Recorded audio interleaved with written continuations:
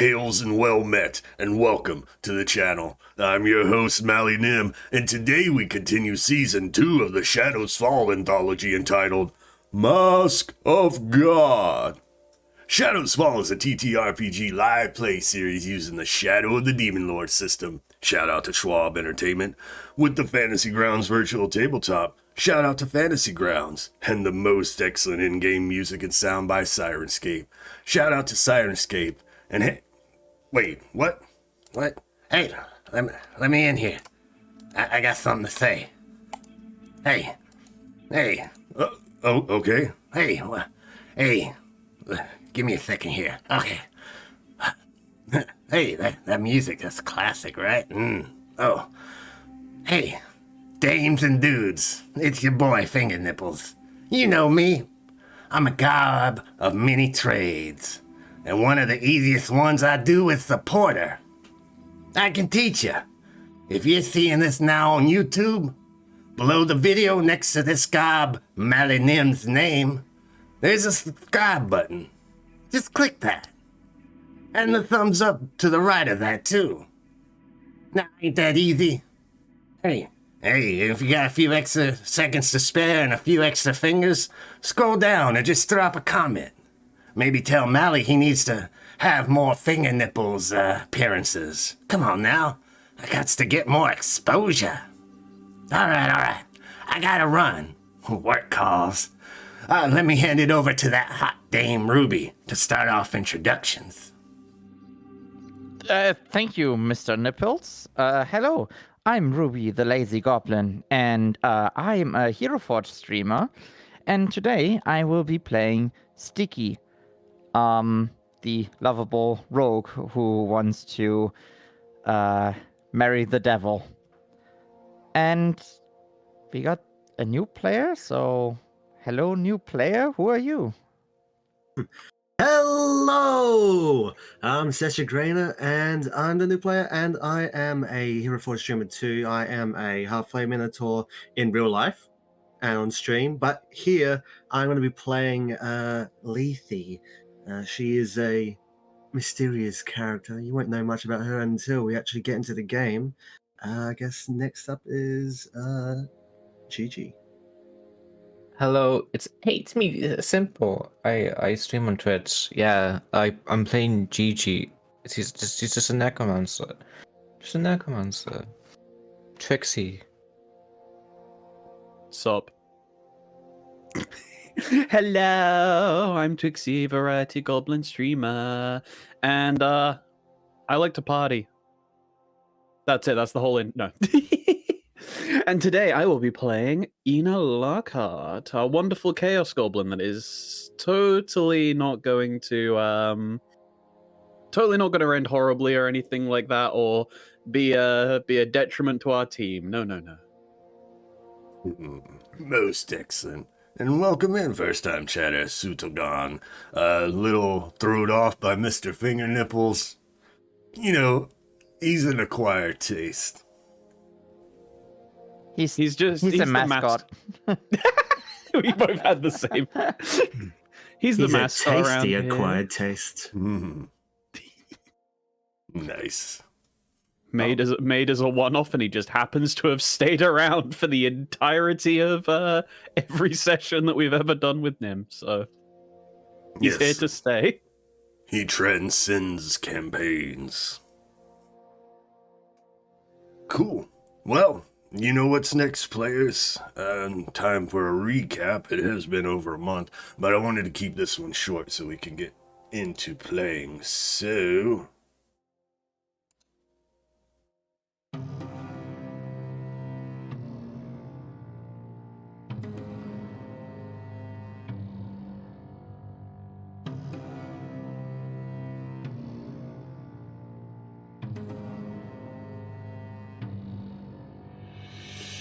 On the last episode of Shadows Fall, Mask of God, the sisters meet with the Duke's counselor Ezekiel to try to suss out their involvement with the recent vampire activity. They are able to gain clues and bring the knowledge to a meeting with the remaining vampires of Vanderbrunn. After plotting and planning, the sisters gather more knowledge, set traps, and prepare for Count Cravensworth's assault on the eve of Skibgivings. Faust, Cain, and Jezebel intercept an assault on the temple. The bald guy and Cravensworth employee meets his demise as he enters the sacrificial chamber within the sisters' sanctum. The rigged explosives detonate, demolishing the sanctum, laying waste to all within, and erupting the cock. The sisters await Cravensworth at Lockhart Manor, and get the jump on him and his brood. The climax. Eena's chaotic energy ripping Cravensworth to shreds. We end the episode on the day of Skibgivings during Mass as a child in the likeness of the martyred prophet Astrid arrives, and the title drops.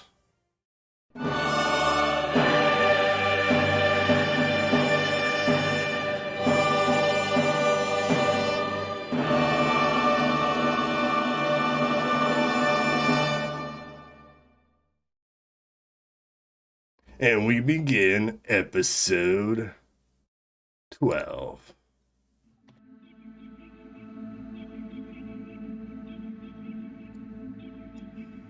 Episode 12 begins. We get a shot of the child, Astrid, sitting on a bench next to the wall. The camera is focused on this child, Astrid, as she sits there, dangling her feet. Slow zoom out, and then a switch shots to the other side of the room. Father Faust, Sticky, GiGi, and Eena sitting there staring with a confused face. Back to the child, Astrid, looking up and around, twiddling her thumbs as the camera continues to zoom out a little bit. We see a figure standing next to the child, Astrid. Lethe, please describe what you currently look like and your mannerisms as you stand there waiting to be addressed. Lethe is leaning against the wall. She is dressed in what seems to be a corset with a piece of fabric that goes over one side, comes out down the other side of her her legs, and she has long, dark brown, almost black, thick Mediterranean hair. Her skin is grey, almost white, and her arms are exposed, revealing blue veins under the skin that are very, very noticeable. She has green, glowing eyes and a splotch of white vitiligo on one eye, and she's wearing a wide-brimmed black hat that sort of covers up her eyes. And she doesn't seem to be wearing any shoes either. So is this how everyone perceives you now when you entered? Yes. All right. So Father Faust will begin. So, you are the Prophet Reborn, and Astrid will kind of look around and then look towards Faust. Not really sure. I just had a vision that I needed to come here. And she looks up towards you, Lethe. She escorted me. This is my ward that I've been put in charge of protecting. I've been told to bring her here. Faust will turn towards you, GiGi. Sister GiGi, you said Diabolus wished you to bring a child to the Seven Spires? Yes. Did. Well, he doesn't say that out loud. Wait. Hold on. He talked to you? Yeah, for the second time. And that scene was a little back, right? So he didn't say Diabolus' name out loud where Astrid and Lethe could hear it. You know, it's one of those side shots. Okay. Did I hear that? But you heard it. Yeah, the group heard that. You know, that was a little aside as the group heard it.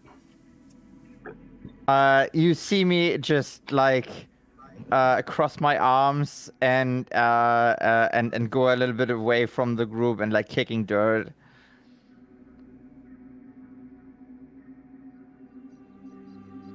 Oh. Okay. Well, that seems to have right. That certainly seems to have got to them, but I suppose a welcome is in order. May I ask who instructed you to bring the child here? Oh, you know, big man. Big D, you know. I think you all know who it is. Yes. This is very interesting. As I hear that, I will leave the room, fuming. Oh, I do forget how much she pines for him.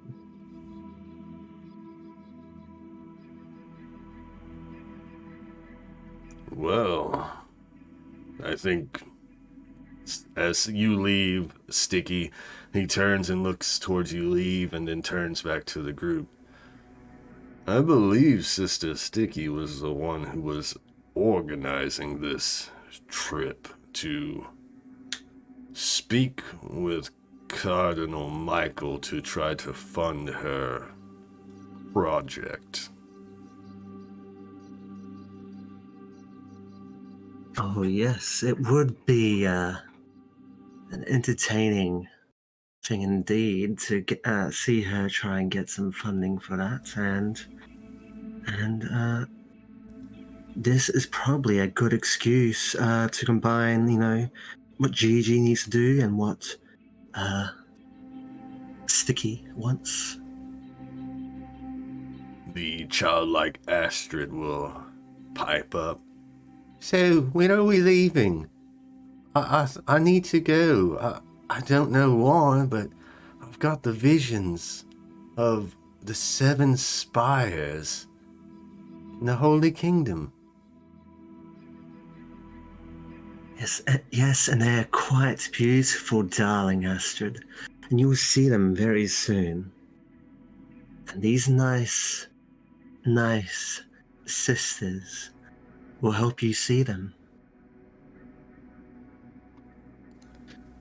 I apologize for my interruption to all this, but I do not seem to be too familiar with you, yet you speak to us as if you are some sort of acquaintance of ours, if I may ask.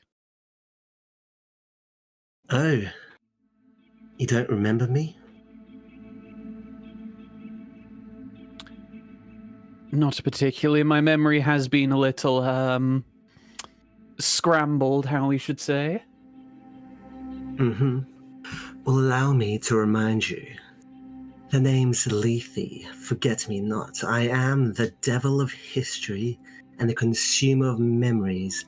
I'm the shadow at the edge of your vision. I am the past you've forgotten. I am dementia. I am oblivion. I am a river. And I'm a big fan of your little fan club for Diabolus. Oh my goodness. I'm just so excited to get to meet you properly. Oh gosh, they're crazier than me. All right. Understandable. Okay. I suppose. Yes.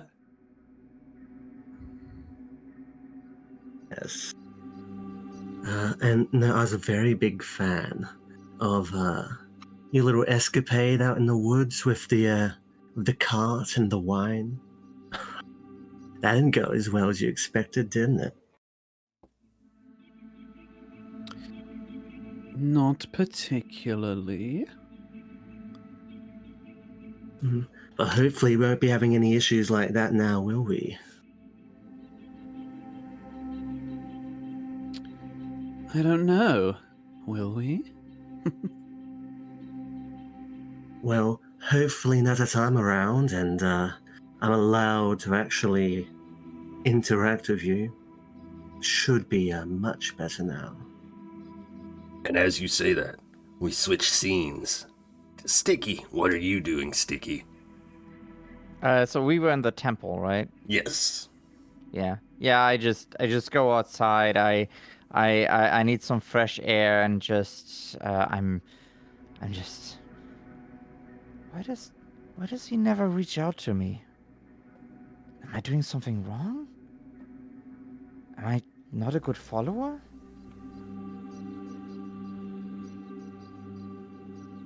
Yeah, I'm just being like self-doubting at the moment again. Nice, we get that scene, right? Sticky, you leaving and you're just thinking, right? We get that expression on your face. We get that inner monologue as you're walking through the temple. Why haven't you noticed me, Senpai? And then we switch back to the office here. Actually, you know what? I'm gonna take a moment here to say hi to everyone. Welcome in, Quest. Welcome in, Miguel. Welcome in, Skulls and Goblin. Thanks for the redeem. Welcome in, Eldridge Oblivion. Yes, everyone follow Eldridge Oblivion. Yes, yes. So we have that little scene, right? We have the role play scene, talking with Faust, Lethe, GiGi, Eena. Sticky leaves the room, sulks, inner monologue. Then we switch scenes. Bear with me, players. This may be a little bit long. That's what she said. But I like long. Take as Excellent. long as you need. Excellent. But I've got a couple of flavor scenes coming your way. So the scene changes, right? And I played the wrong song. The scene... I'm gonna have to edit that out. Give me a minute.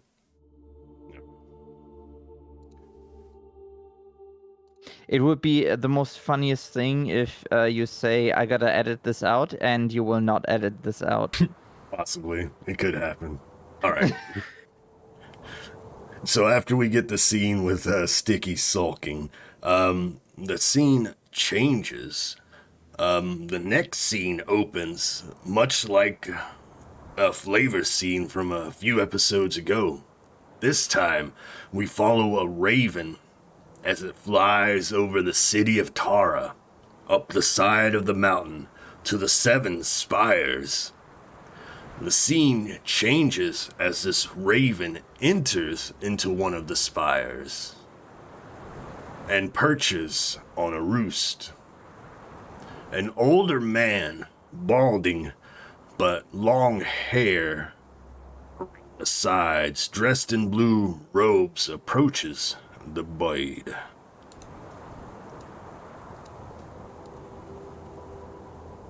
We see behind them, seated at a desk, a young, comely woman in blue robes, seated next to a middle-aged, bearded man. The trio appear to have been in mid-conversation as the raven swoops in and lands on the perch. The woman speaks. It has been getting out of hand. Ever since the untimely death of Queen Moira and the matriarch's ascension to the throne of the Holy Kingdom. The bearded man speaks. Cardinal Susanna is right. Now the matriarch sets her eyes on Caicrus and the Empire proper. I have no doubt the orcs need to be dealt with, but not like this. I concur, Cardinal Criswell. The older man takes a message off the raven and returns to the two. If it wasn't for Cardinal Cazada, Rosecrans, and Titus siding with her, even encouraging her royal holiness, maybe we could have talked sense into her. We need to keep Tara safe, and perhaps approach this diplomatically. Agreed, the other two say in unison.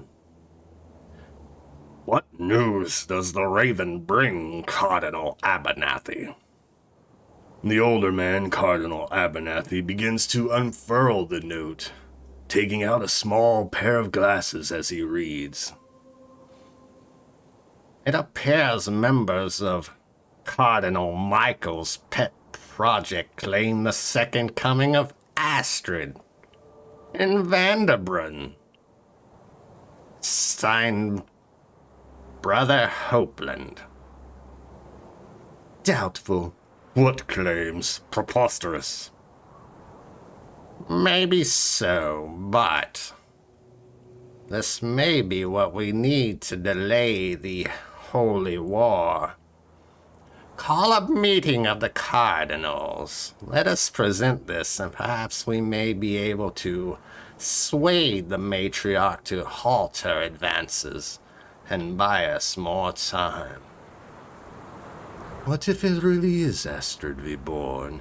The camera focuses on Cardinal Susanna as she says that thoughtfully, and the scene goes black.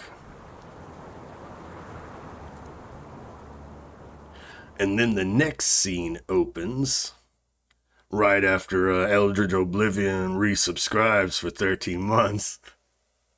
Thank you so much, Eldritch Oblivion. Thank you so much, Eldritch Oblivion. The next scene opens. A large chamber with a rectangular table. There are individuals seated at the table, all in the same types of colors. It is a grand chamber with an Ouroboros on the back wall, many tapestries, and other decorations, portraits lining the wall. Portraits that you see of Cardinal Susanna, Cardinal Abernathy, and Cardinal Criswell. And we see these individuals seated at the end of the table. As the camera passes along the table, we see Cardinal Abernathy at the end, sitting across from Cardinal Criswell. We see Cardinal Susanna. But then we also, as the camera continues to go past, we see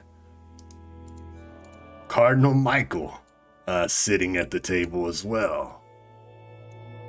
And then the camera continues and we see another cardinal sitting next to them. And then the camera continues and we see another cardinal seating near the end of the table. A dark-skinned woman, dressed more in a warrior's outfit. The previous cardinal next to Michael is a shorter, plumper, short, dark-haired individual. And finally, not finally, but sitting across from that cardinal is a buff man dressed for battle as well, ceremoniously, of course, both of them, with a shaven head and a groomed mustache. Now bear with me as I try to get them all in the same frame. So how you doing, players? Doing fucking great. Also, I love seeing them all together. This is really, really cool. I had so much fun making these. Find Excellent. the odd one out, spot the difference. Shout out to Ruby the Lazy Goblin for all 7 cardinals. Fortnite pause. If you want, while you are resizing the stuff, the Cardinal Titus is based off of Breaking Bad thing with the mustache and stuff, and the Cardinal Rosecrans is based off of A Kim terrible Jong-un? leader. Yeah, a terrible leader. But I absolutely love recreating faces and stuff. They are all fucking amazing. They are. Thank you so much. All right, so we have all 7 cardinals, right, seated at this table. The shot changes to the double doors at the end of the table open up, and entering in is a well-dressed, masked woman, dressed royally, with a golden mask on her face. Everyone dressed in the blues and the whites of the cult of the new god. She is escorted by 2 armed guards as she takes the seat at the head of the table. Shout out to Rainer for the matriarch. She sits down and she addresses the rest of the cardinals. So, why have you called this meeting? Cardinal Abernathy will speak up. We have received a raven. Word from... He kind of side-eyes Cardinal Michael Vanderbrunn. It appears they claim that the Prophet Astrid Reborn has arrived on their doorsteps. Cardinal Rosecrans Cazada and Titus all scoff or preposterous or that's not possible. The matriarch is Astrid Reborn. And then as we hear all their voices together, we get one voice that rings out above them all. Gat! Everyone goes silent. Everyone looks towards Cardinal Michael, and he looks at everyone. This is bussin' news. Cardinal Titus. What did you just say? Don't question my riz.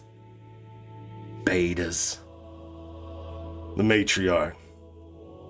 You are not allowed to speak anymore in this meeting, Cardinal Michael. I didn't mean you. I was just talking to that Gronk over... Silence! Cardinal Michael looks dejected, lowers his head as the matriarch speaks. This is preposterous. Everyone knows that I am Astrid Reborn. This news is only trying to delay. Cardinal Susanna. Oh, no, Your Royal Holiness. This must be investigated. We need to look into this. Cardinal Cazada speaks up. There is no way that Astrid is reborn in Vanderbrunn. Our holy matriarch is Astrid Reborn. Cardinal Rosecrans speaks up. I agree. This is not news. This is false allegations. Cardinal Titus. Yes, yes. Fake news, I say, fake news. We must continue our planning. Kekris is ours. Now is the time to strike. Cardinal Criswell speaks up. We could at least investigate into this. Now I know it may take a month for them to travel here, but maybe if we use the Astrid airship and allow Cardinal Riz Michael to travel to Vanderbrunn, they could be back within the week. You can at least let us wait a week. Cardinal Michael will pop up and look. Did you just say Cardinal Riz? Oh my gosh, Cardinal Criswell, that means so much. I was just being facetious. Well, it doesn't matter. Yes, I volunteer. I'll go retrieve this Astrid Reborn. We gotta look into it. This is such bussin' news. I said, the matriarch, you are not allowed to speak this meeting. But as she looks around the table, she sees Kazada, Titus, and Rosecrans with like angry expressions. But Abernathy and Susanna and Criswell and Michael with expressions of approval and nodding. Well, the matriarch thinks for a moment. Yes,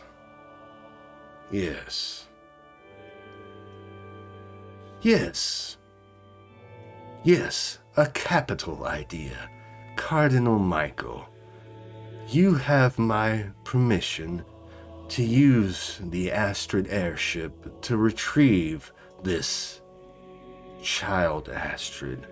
I wish to put this to rest, and then we can continue our planning. We must deliver the faith of the new god to all the realm, and in order to do that, we must take the Empire. So, delay as you will, but as soon as you return and this false child is outed, we will continue our work conquering Kekris. Someone pulls her chair out. She stands.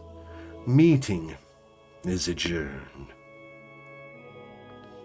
And the scene changes for but a moment as we quick cut to another scene. And let me see if I can mute myself here so the players can't hear me.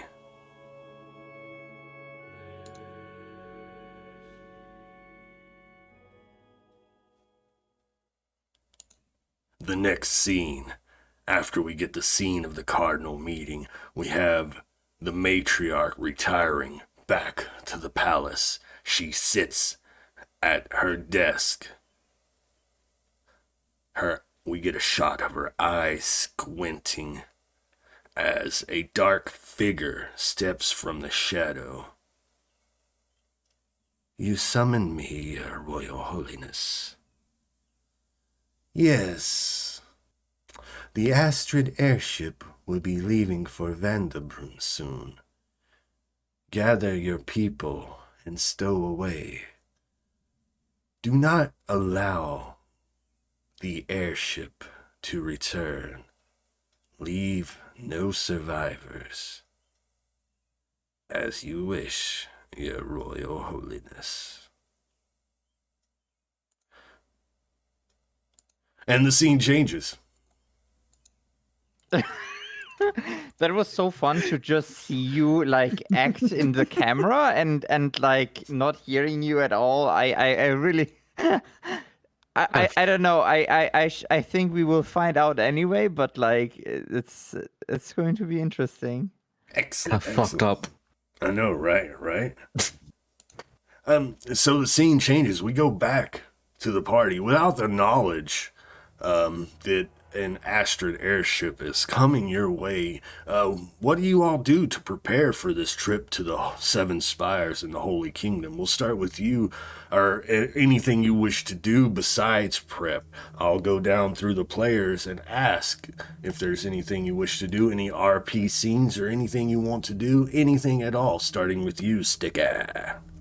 Yeah, okay, for once, I'm gonna catch up with Licky a little bit, like about like what happened the other time. I did we had that already? I'm not entirely sure. Have what? Like a follow up with Licky, like after the whole events, like with the vampires and stuff. Oh no, we haven't. Okay. Yeah, so I would like to have that. Like probably I would go into the brothel and search for them. All right. So a Licky meeting. I know you're brand new, Lethe. Oh, go ahead. Oh, and also of course like talking to Edgar about like the play and that I have to leave and stuff, and like maybe he wants to come with me and blah blah blah blah blah. Oh, cool. Yeah. That's right. Edgar and Licky meeting. We love those. How about you, Lethe? I know you're new. Is there anything you wish to do? You're still, basically the guardian of this childlike Astrid, but is there anything you wish to do? Any RP or anything you wish to do in the party? I think she will. One of those would be she'll just be. She'll want to reassure childlike Astrid that she's going to be fine, and this, it's a fun trip for the whole family. And then she would like to tag along with someone who wouldn't mind having a tag along to experience being like them doing one of the things, but actually not having to hide herself. So Nice. whoever wouldn't mind having her come along with whatever they do. Sounds good. Lethe, little Astrid RP and tag along. How about you, Sister GiGi?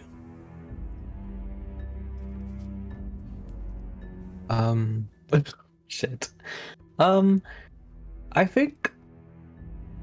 Sorry, I'm trying to figure out what to do. Is it okay? I just skip to Trixie and I come back to me because I want to think on it a little bit. Is that okay? No worries. No, we're gonna wait here until you're ready. Now, go ahead, Twixie. So I will be doing the usual. I will be going and reconvening with my father and tell him of what has been happening, and to get a quick medical check before the journey to make sure that I would not be considered dangerous cargo on the way there. Nice. Back to you, GiGi. I guess he makes a little bit more holy water. I don't know. I think I'm sorry for being slow today. Goddamn. I think probably see what. I don't know. I think he's just watching everything. Trying to get the vibe.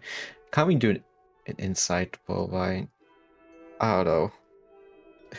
I guess he's trying to get like the vibe of like Leaf, but also to kind of get the vibe of the situation. But I guess. Oh yeah, and I could see you, Lethe, you hanging out with GiGi since GiGi's the Big D's favored priest currently. It's chilling out in the church. Chilling in the church. Church. Nice. So after the scene with the Cardinals, we get a scene inside the Golden Brothel. Yeah, still a little bit upset. I searched for Licky and Edgar. Yeah, of course, Edgar's, always where you need him, waiting for you in your room. Licky sees you come in, and she'll wrap her arm around yours as you make your way towards your room, Sticky. I give them a hug. They hug back. Why so gloom, Sticky? Somehow I got a deja vu. It's nothing. How was your play? I'm sad I missed it. We had, the whole situation to deal with. You trained me so well. No one was so wiser. I played the Giving Goblin. Oh, but that explosion kind of scared everybody. Yeah, I guess so. Oh, that was one of my better ideas, I guess. I can't believe the cock is gone. Yeah, I'm gonna miss the cock. But we are going to make something new, make something better, a bigger cock for everyone. You say that as you enter your room, right? And Edgar's like, I heard someone say something about cock. I'm right here. God damn it, Edgar. Don't you have a home? Mostly temporary, but I was hoping to see you. I was so worried about you after that explosion last night, and I haven't heard from you, since, well, the explosion the other night, because Mass was yesterday. I forgot. But yeah, I haven't heard from you since the explosion in Mass. I figured if I waited here, I would hear news. Yeah, I mean, things have come up. I will need both of you. I feel terrible to ask for your guys' help again, but so the girls and I, we want to go to the Holy Kingdom, to the capital of the Holy Kingdom, and what was it, 7, 9 spires? I don't know, like the place where the Cardinal comes from, and yeah, we are going to pitch the idea and also bring a child there and stuff, and yeah, stuff is getting complicated. I don't know. It sounds very complicated, but you're going to my stomping grounds. I was born in Tara. Oh, yeah, I think I forgot about that. That's actually.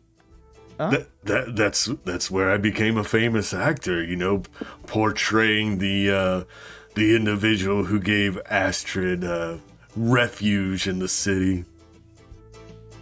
Right. You know what? We've been through so much together, I kind of tend to forget about everyone's past, it's always like what's important is what you do now, Yeah, live in the moment. Live in the moment, exactly. But anyway, how about, since you know the place better than any one of us, would you like to come with us, help me pitch the idea of the amusement park and everything, having a new theater and, like, doing Skibbergif there and stuff? And meanwhile, we can also work on pretty goblins. He puts his finger up to your lip. Shh. Say no more, baby. I'm there with you. Oh, Edgar. And I pull him over to a kiss. Yeah, you pull him down, start making out. Licky, she gets or they get the message, okay, it's time. So they start undressing and start kissing on your neck. Okay, I guess we all undress and the door closes and fade to black. Fade to black. Sticky in so many scenes this way. Beautiful, beautiful. And before we move on, thank you everybody for popping in. I see you, Anax. I see you, Pixie. Who else did I miss? The Green Goblin. Hi. You have been summoned first time. I'll get you, Spider-Man. Awesome, awesome. Cadmus, welcome in. What's up, Pixie? Balls indeed. You didn't miss me. Oh, I'm forgetful, Anax. I forget who I said hi to. Alright, so that was you. Lethe, we'll skip Lethe and GiGi and go to Eena real quick. Oh, Poggers.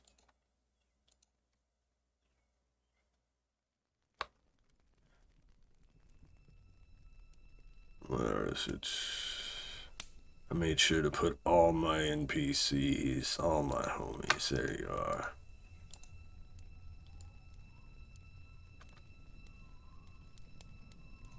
So, as we fade to black on the last scene, the next scene opens within Lockhart Manor at Orpheus Lockhart's study. He is sitting at his desk. The room has recently been cleaned up of all the vampire blood and dust, as there are a few still damaged pieces of furniture from the last bout. So, daughter, I think it's finally done. We don't have to worry about that weasel Cravensworth anymore. Yes, I should hope so, considering he was nothing more than a shadow on our staircase by the time that we were done. This magic of yours, it's nothing I've experienced. You gave me a fright for a moment when this chaotic energy erupted from you. Yes, no, it was quite the surprise too. This time it felt a little bit different for sure, a lot more concentrated than it previously was, but I still doubt that I am in control of it. And when I gave my only begotten daughter to the cult, you were to be a priestess of Diabolus. How has their magic not aided you? I am quite unaware of that fact, to be fair. I wish I could tell you more about what was going on, but it's as much a mystery to me as to anyone, I suppose. Well, how do you feel, my daughter? Certainly very powerful is to say one word, but it does feel like beforehand I was almost think of like a ball of string, but I am slowly being unwound. I'm not necessarily fraying at the seams or anything, just it feels like I'm stretched a little thin sometimes, but certainly being able to go out into the daylight again is quite the boon. Ah, yes. He flips open a leather-bound journal. Dusk left this with me before they departed on other matters. So, you are no longer truly my blood, though my wife's heart still pumps in your body. Is this true? Well, if this is what has been put down by Dusk, I suppose that it is true. I have certainly not felt the urges at all and the need for blood and sustenance in that regard. So it seems that the vampirism has run its course. I'm not quite sure how, but I'm not quite sure how any of this is particularly manifested. This is all out of my realm of knowledge. And your curse, the curse brought down upon you by the fairy queen Titania. You know not if it still affects you. Well, I certainly have my suspicions, that is true. I suppose only time will tell in this regard. Well, I suppose so. If I outlive you, then it is true the curse remains, but if you continue living, as so do I. Living. Well, I just fear for your safety, daughter. I just fear for your well-being. This chaos seems to be quelled. Your madness seems to have subsided slightly. But I feel more things are brewing. How is your relationship with your sisters? Do you trust them? It is certainly a hard one to say, given my current predicament, though I have never been the most approachable person in any regard, so things mostly feel... I mostly feel the same, and I would certainly say that I trust a handful of them, that is for sure. There has been this new addition on our trip this time, and we'll have to have a see into what we think of them. I just hate to leave you without allies on this trip to the Holy Kingdom, you said? Yes, indeed. Right, because you said that right before the scene change. We were talking about that, but we got right in the middle of the scene, so interesting. I hope that they can keep you safe, my daughter, as I cannot. I'll certainly hope so, but who knows? Perhaps I can surely hold my own out there, but discrimination is something that I have felt for quite a while, so it's not exactly going to be very much different going to the Holy City. So, you know, going from being a street urchin to a vampire to whatever this is it's not going to make any difference. I say, daughter, I have lived a long time, and in your short lifespan, you have experienced more than I say I ever have. Please, stay safe in your travels, and should you need any aid, do not hesitate to call on your father. Though you do not bear the curse that I have given you, you will always be my blood. Yes, Father, without a doubt. If I need you, I shall call on you. And the scene will fade to black, unless you have anything else, Twixie. I believe that is it. Most excellent. All right. So, GiGi, honestly, I'm going to actually give the floor to GiGi and Lethe if you wish to have some kind of RP moment. Where would you like to have this moment? Location-wise. Mm-hmm.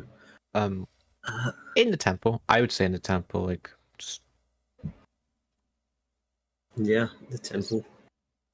is that okay? No, of course. 'Cause- I just get my temple music ready. Oh. Yeah. All right, please set the scene for me. What are you doing currently, GiGi, as Lethe approaches? I think GiGi at this moment is praying, looks like he's praying the Astrid, really playing for the man down under. And I think this is gonna just turn and just, I think it's gonna be just gonna stare at Leaf. And it's just gonna, oh shit, what the fuck? He's just gonna just say like, I was told to take a child to the city. And I just look at her like, you do not look like a child. Obviously. But still. Oh, yeah. Of course, not me, but my ward, Astrid. She has, well, I have been tasked, as you've been tasked, except my I guess, mission, you could call it, has been going on for much longer than you know.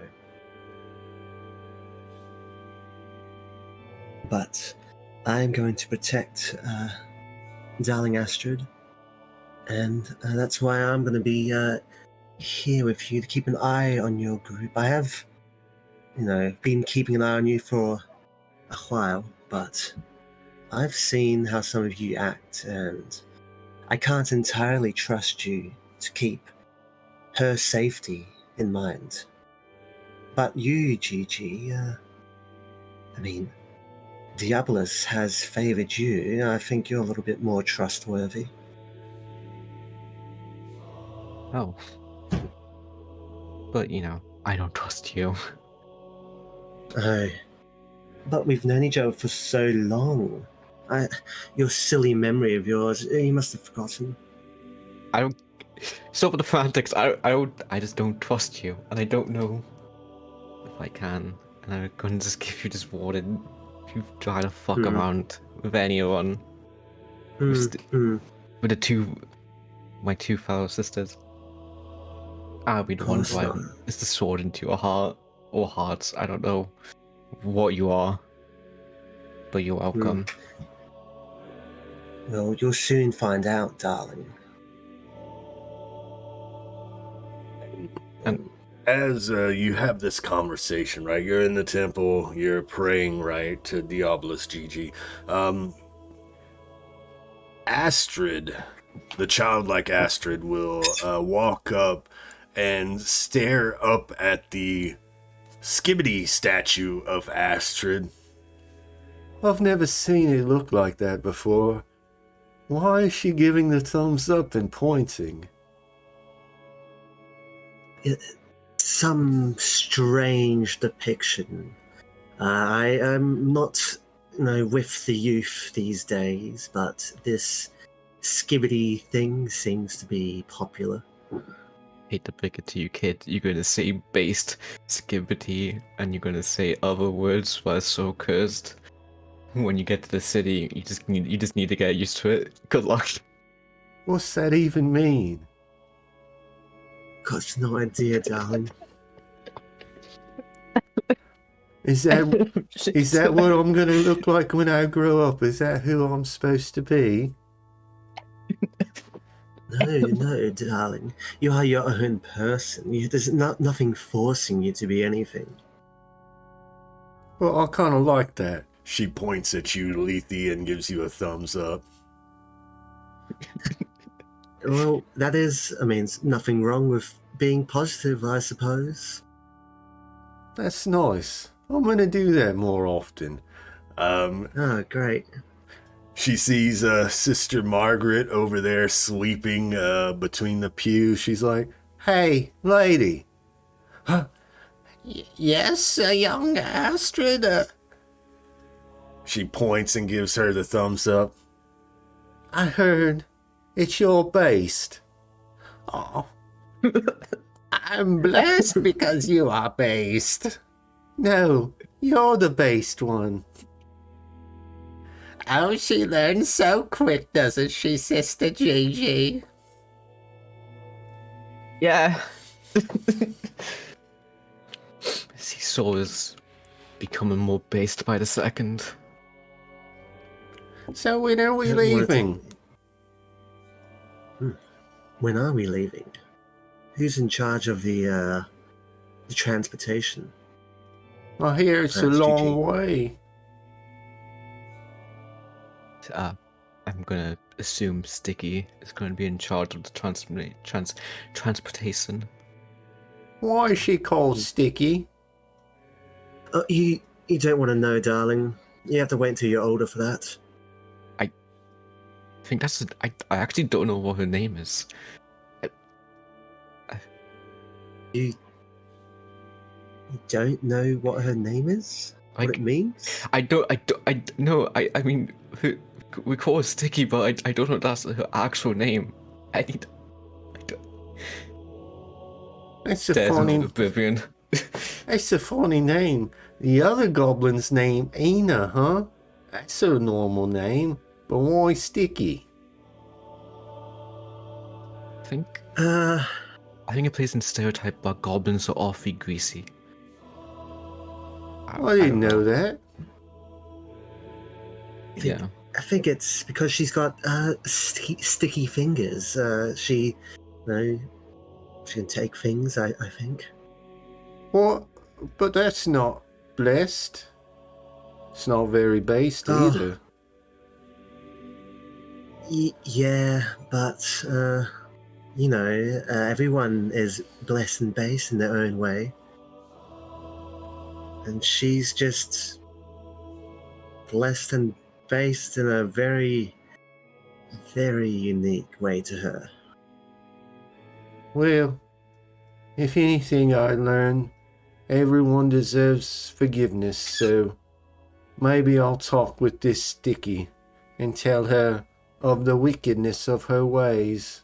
Maybe she'll change. I don't think she will, but you can try, darling.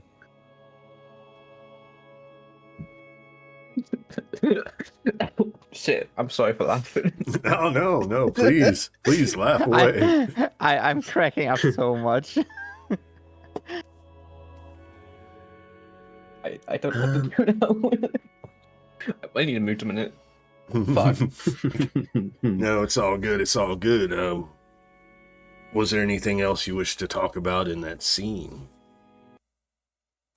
Not that I can think of. It's just meeting up with someone one-on-one.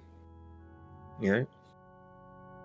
Excellent. And I think I'll take Astrid by her hand and lead her away, trying to get her mind on some other subject. All right.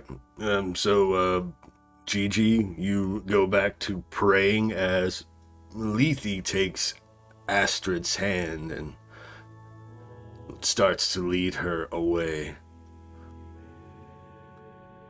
And Astrid will... Oh, go ahead, GiGi. Oh, I just said okay. I didn't realize I was. You're good, you're My good. bad. No worries. As you take the childlike Astrid's hand, Lethe, and start to lead her away, she'll look up to you. I don't know why my memory's so fuzzy. I only remember this revelation, and I know you're not me mum. What happened to my parents, Lethe? I don't know, darling. It's just your father told me to take care of you for some time, due to your affliction, and I'm the only one who can help you with that. You've been so I'm kind not- to me. I know I'm not your mother, but I am your sister, and we siblings have to, stick together. Oh. I didn't realize you were my sister. I'm sorry. Everything's just been so fuzzy since I met you, Lethe.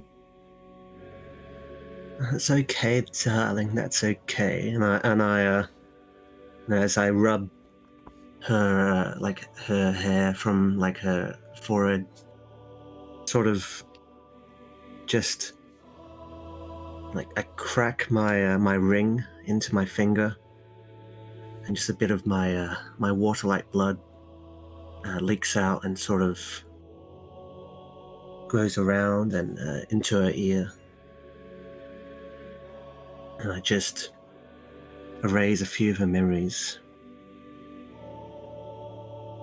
And as you do that, as the magic seeps within her ear, her eyes kind of gloss over for a moment, and she's like, I just need to get to the city. I think once I reach the Holy Kingdom, my memories will return. Some feeling I have. Oh yes, everything will be better in the Holy Kingdom. Yes. I need to go. I've got to go. As she says that, the scene will fade to black. I've got to go. I've got to. And then it's time for a montage. So, how are we preparing for this trip? Even though, without flavor scene knowledge, how are we preparing for this trip to the Holy Kingdom? We'll start with you, Sticky, and then we'll go through the order and, montage me away, please. So we see first, the first picture in the montage is just Sticky, Licky, and Edgar, just in bed, and then Sticky being like, "Oh shit, we should get ready. Actually, we don't have much time. Let's go." And then they all jump out of the bed and stuff. Getting dressed. We get off this whole dress up scene montage. Basically, when someone gets all the weapons and gear, but instead of that, you see Edgar, for example, pulling up his pants. We see a shot of his firm ass, that is filling out the pants. We see Licky putting on the jacket they have, doing a little bit of tea into the cup and stuff. We see Sticky just fixing a belt and stuff, and also getting putting a traveling dildo into her bag. And then we maybe see Edgar and Sticky. I suppose Licky will stay at the brothel and work there in the meantime. Because someone needs to run this place, even though there are some other people too, but having a good attraction there is always better. Then we see Edgar and Sticky going down the streets, speaking to probably Finger Nipples, because he's going to be the one who drives them, and there's money being exchanged and words and stuff, and then we see that we are packing stuff onto a cart or something. Yeah, that would be my little montage. Let's see what the others want to add to that.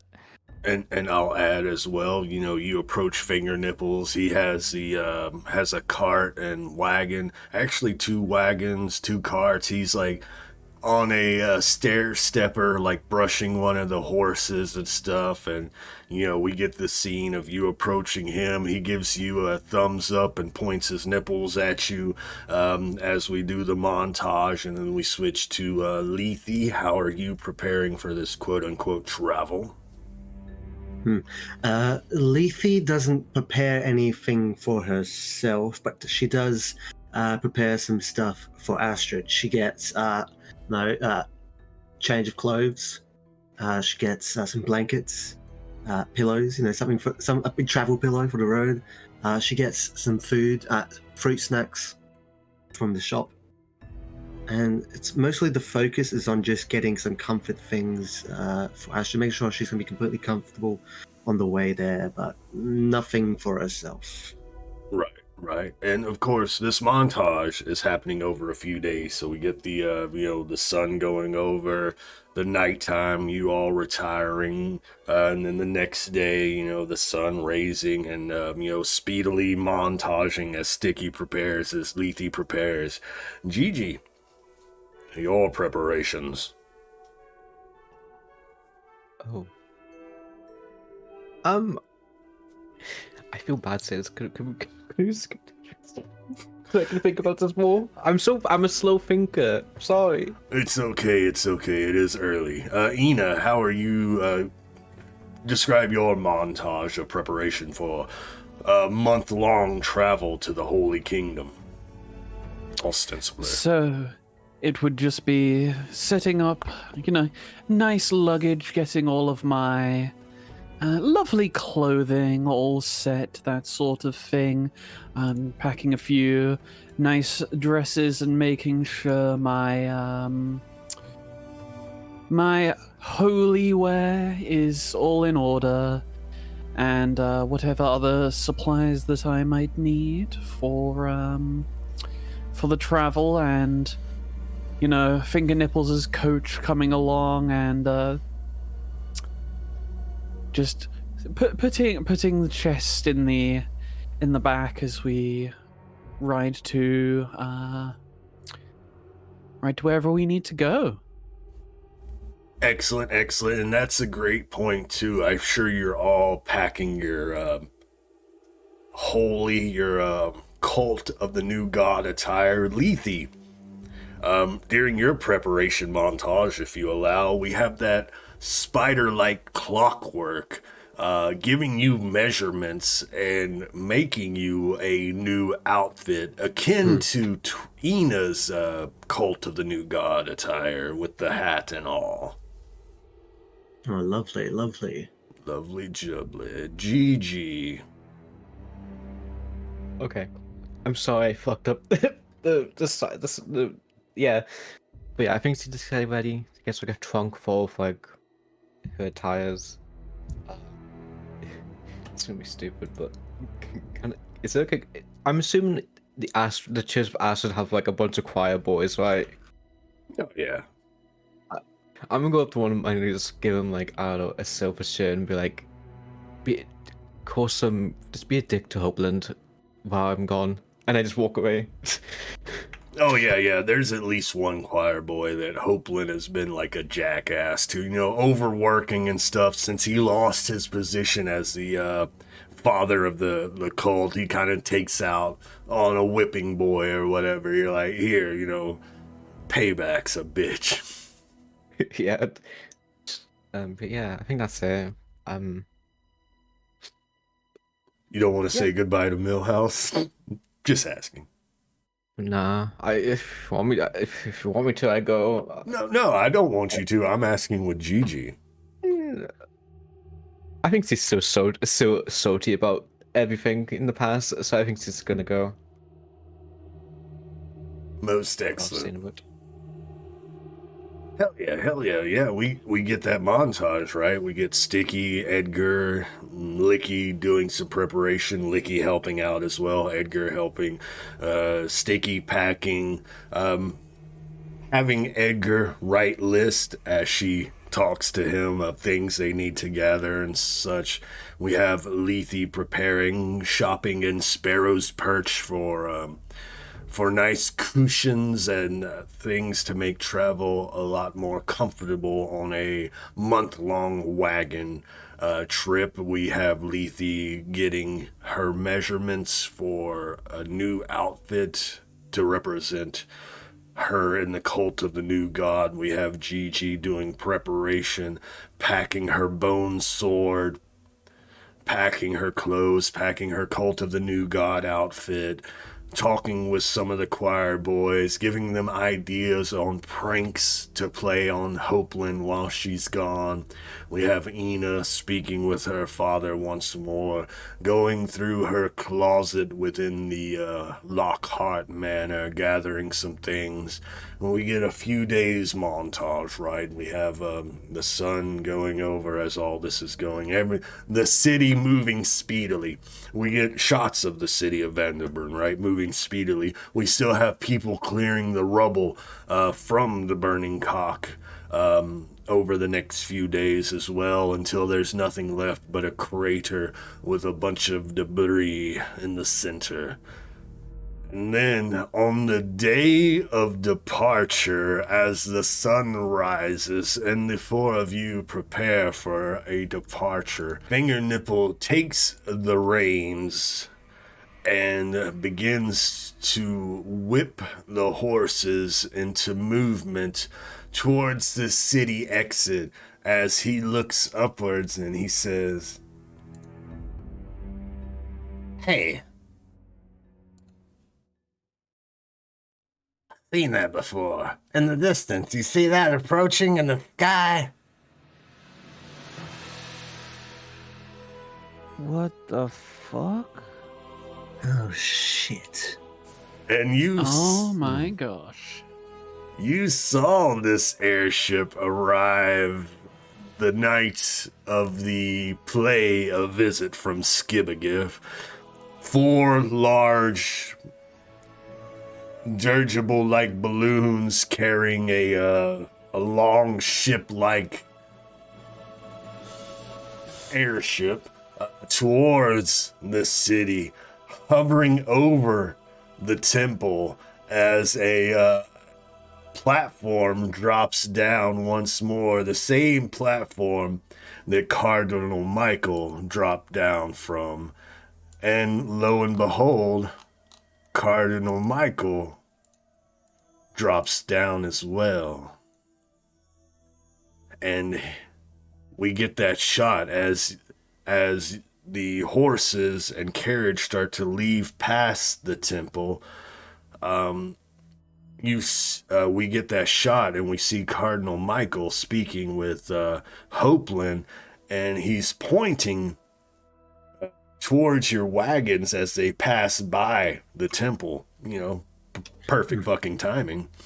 And you see Michael start scurrying your direction, waving his hands, and finger nipples turns back to you all.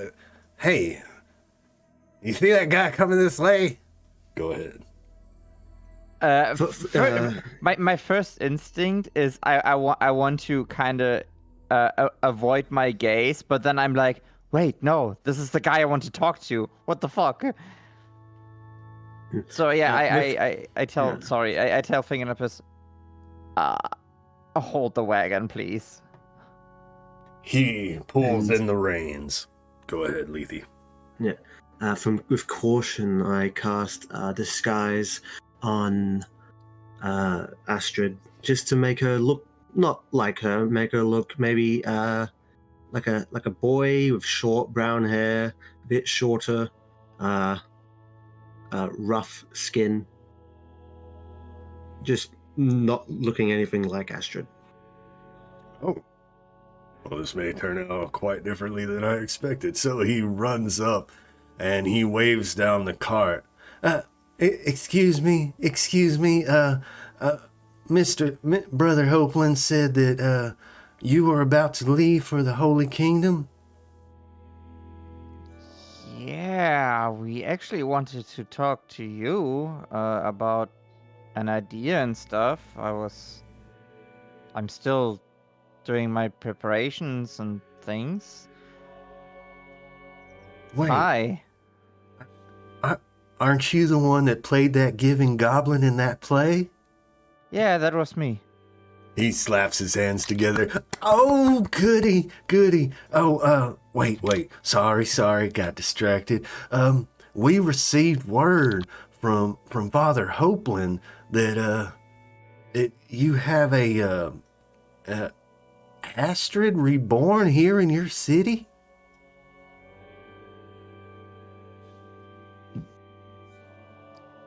I look to the others, I guess we have like in the wagon.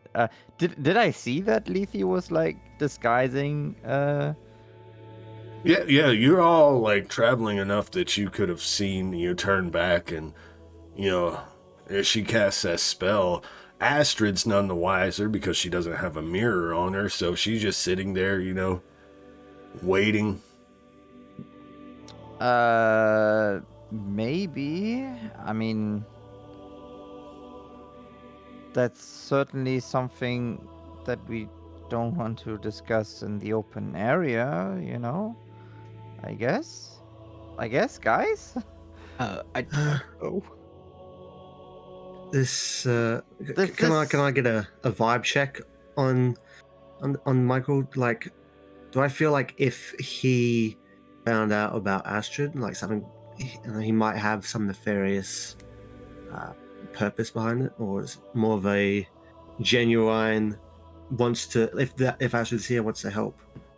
Give me a perception attack roll, a perception challenge roll. So roll your perception, if you remember how to roll from our little thing. Yes. Oh.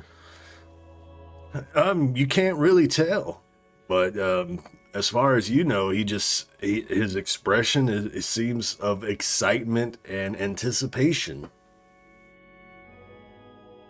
So did you just come here for what exactly?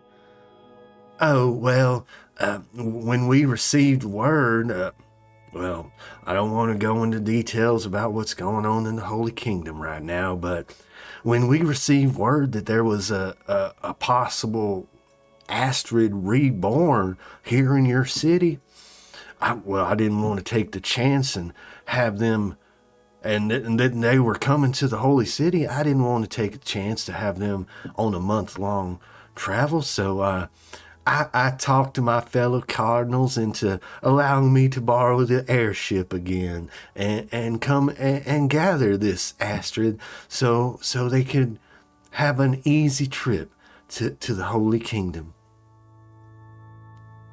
And you could tell he's bullshitting. He didn't get permission. You saw the flavor scene. They told him.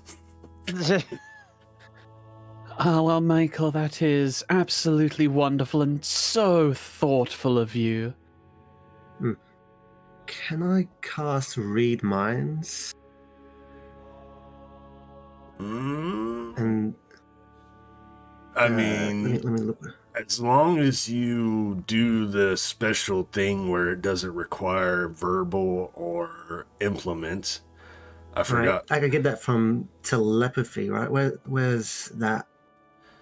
That was like in the book in a special little area. Yeah, that is a most excellent question. I'm so glad you asked. I forgot myself, but let us learn together. See as contrived. Shadow of the Demon Lord still surprises me to this day with all of its features and all of its things that you can do. Like some traditions just have a little thing at the top of like the spells that says, "Oh yeah, and you can do this as well with your tradition." Yes. Where's magic? Focus mind. You can use an action to focus your mind. Make an intellect or will challenge roll. On its success, your mind becomes focused for 1 minute or until you become dazed, stunned, or unconscious. While focused, you can cast any spell from a psychic tradition that you have learned without needing to speak or wield an implement. So give me an intellect or will challenge roll. And we I'll do have intellect. 2 boons in the pool, so if you... I will use a boon. Yeah. Use a boon. So Perfect. that's I a just success. flick the d6. Yeah, just flick it. But all you needed is a 1 to get a 10. So All right. your mind is focused. So you may cast a spell without speaking or using an implement. Okay. Read minds, so you hear the thoughts and the emotions of the creature within medium range of you. So that I think it's everyone, but then I can concentrate on the spell to go further into his mind. So I think that would be an intellect attack roll against his will. All right.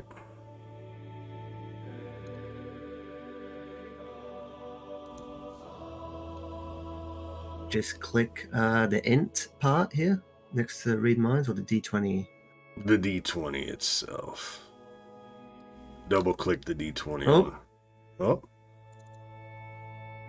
There's an error, of course. Just roll me a D20. And Right. remember, we also still have 1 boon and Well- 3 fortunes. Yeah, just roll an intellect challenge roll. So roll your intellect and we will... Yeah. Oh. Well, Yeah, very perfect. Perfect. So you're trying to tell me again, what are you doing? And good. So like, I couldn't get his vibe before. I'm hoping if I just go and read his mind, read his memories, I can get a better understanding of his intentions. Melly, I want you to describe his mind. I'm so scared. Oh, yeah. But first, I want Lethe to describe what does it look like when you focus your mind and cast this spell? When she's focusing her mind, so she's not using her spell implement, but instead it's like, hand at the temple, tilt the head down, and as she focuses the veins in her arms, the blue veins, they sort of just, what's the word? They not get stronger. They just like become a bit more vibrant. Like a vibrant blue as she's concentrating. And since it's a hidden thing, so after that, sort of nothing noticeable after that. It's just a bit of a flash as she does it. All right. So we get that shot of Lethe focusing their mind, the veins being more prominent as they focus on Cardinal Michael's mind. There's a lot at the top of his mind right now. Right now, the first thing on his mind is yacht. That's Skibagif right here. I hope that I can spend more time with this giving goblin. I have plans. Also thinking, it's been a long trip. It's on the airship, a few days, but still a few days just sitting in an airship. A little exhausted, but excited with the idea of meeting an Astrid reborn. That's what you gather. And that he is blessed. He's blessed, he's based. Yeah. Says, so like, I can make more rolls to learn more information. Wait, let me read a bit more carefully. On a success, you learn the foremost thing in the creature's mind, its chief concern, desire, prevailing emotional state. And each time you get a success in a roll, you learn additional information you seek, provided the information is in the target's mind. Doesn't say anything about him learning that I'm reading his mind like I'm used to in other systems. Right, So, right. I want to see if I can find out, once, if it's possible for him to see, like, does he have plans, like, if he finds the second coming of Astrid, if there's anything that he wants to do that could harm her or something. Yeah, make another intellect challenge roll. Oh, You can't tell. I think... You try, right? If before, let me know if you're going to spend fortune or anything or a boon. Nah, I think I'll leave it at that. You try to dig in Cardinal Michael's mind, but you're flooded with all these weird words. It's like brain rot almost. You hear like, this is so bussin', riz, yachts. Just all these weird words that make no sense are in his head. What's a gyat? His mind is just buzzwords. Yes. And Mixed with a little bit of insecurity that nobody will listen to him unless he uses them. In fact, Lethe, give me a will challenge roll. oh, Oh god, you are getting insanity. I can feel it. I will use a boon. Go ahead, if the players allow. Yeah, Oh. go ahead. A 10, yeah. Your mind is at its limit as you're trying to dig through all this strange words and stuff almost drive you to the brink of insanity, but you're able to steel yourself and get out of his head before it affects your head. Thousands of years have only made 3 insanity, but this was about to put me in the brink, man. Okay, I feel like it doesn't mean any harm.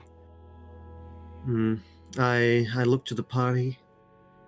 I whisper, do you all trust the Cardinal? You from me, you get like a very, very big shrug. I mean, he's kind of harmless. Yes, but I've met harmless people in my day, and sometimes looks can be deceiving. But I've looked into his mind, and it's too rotten for evil thoughts. So I just looking. No one else has got any objections, so I'm going to drop. Wait, were you about to say something? Oh no, I was just gonna say like I don't think I only seen him like attack once and he just killed a zombie instantly. I assume if you had to kind of I guess I'm whispering, I assume if you had to fight him we could probably kick his ass. And I will drop the disguise on Astrid. All right. Well, y'all are kind of in a covered wagon. You know, Fingernipples and Sticky were at the front. You were kind of leaning out to talk to him and do your thing. So Astrid's still, in the wagon currently. He's like, well, is she in there? Can I see her? I guess. Astrid, darling, say hello to the nice man. Astrid will pop out of the wagon and come around to the side, and as he sees the childlike Astrid will point and give the thumbs up, and he gets the most excited expression on his face. He's like, "Oh, I'm blessed, for you are base. It really is you, Astrid Reborn. Oh, you like what I did with your statue? The other one was so gloomy. Oh my goodness. Oh, thank the new God. What's he on about?" Oh, he's, the religious folk. He's a very big fan of yours. Oh, that's right. I am a big fan. You see that airship over there, Astrid? Have you ever ridden in an airship before? No, don't remember at least. It'll get you to the Holy Kingdom in no time. No month travel long. Just come with me and I'll take you straight to the kingdom and introduce you to some other nice cardinals and the Holy Queen Matron. That's what I wanted to do. Astrid looks up to you, Lethe. Should I go with him? Well, not by himself, of course, but if he will allow us all to come with you. He thinks for a moment as you say that, Lethe. Thoughtful expression, rubbing his cheek, and then he Aha, looks down at you, Sticky. Well, I was only here to retrieve Astrid, but you, Given Goblin, if you dress up as the Goblin when we get back to the Holy City, if you dress up as Skibbergiff and we get our portrait painted, because I've been a faithful member of the church for so long that I deserve a gift from Skibbergiff. So if you would please pose for a portrait of you giving me that biggest based gift, I would. Speak no more, child. I will, of course, bless your gift.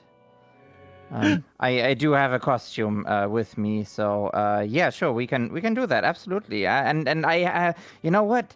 I have the most. I want to give you the chance to spread the word of Skibbergiff in a very, very unique way, and I will have a pitch for you, but since you want to invite me to the Holy Kingdom, how about we show the others as well, your trusted friends, your other cardinals, how amazing we can build our new faith in Skibbergiff and in the new god. Oh, I am blessed, for you are based. Please, you and your friends are welcome. Even that weird one with the fingers on his chest, he can come too. Come on, we'll all load up on the Astrid airship and we'll make for the Holy Kingdom. This is such a blessed day. I am so based. Thank you, new God, for delivering the child Astrid to me and Skibbergiff as well. Ed goes with us, Skibberdy, my right? friend. Skibbity, my friend, indeed. Oh, I like that one. Can I use that? You may. Well, all right. The scene will go black. The scene will go black as he motions you all to the airship, and he's like, "This way, Skibbity, my friend, Skibbity," as the scene goes black. And we'll probably go to commercial break right now. Right. So, yeah. Sounds fantastic. No man. Lovely. I am face palming. It's so hard. Oh my god, same. It's literally I hate that this type man. of. Why do we need him again? Can't we just like push him off the airship? Because he's fun and I need him. I need him for power. I need to. Master He's plan. the only one who will listen to my stupid pitch. I think it's worse because I don't know how he say the stuff he does. So hearing it out loud, I'm like, I fucking hate this. My This literal voice. mechanic is insanity, and this is too much for me. Yeah, you can all make will challenge rolls if you want. No, just joking. All right, most excellence. You're able Can I to use steal trickery for that? Yes. You're able to steal yourself, GiGi, and are not affected by the Cardinal's words. Oh, that would have been an 11. Ooh. Ah, damn it! Again, 1 point of insanity. just Michael starts speaking, and everyone around him just collapses onto the floor. Holding their ears, convulsing. Excellent. So, I will put the break music on, and we shall be right back.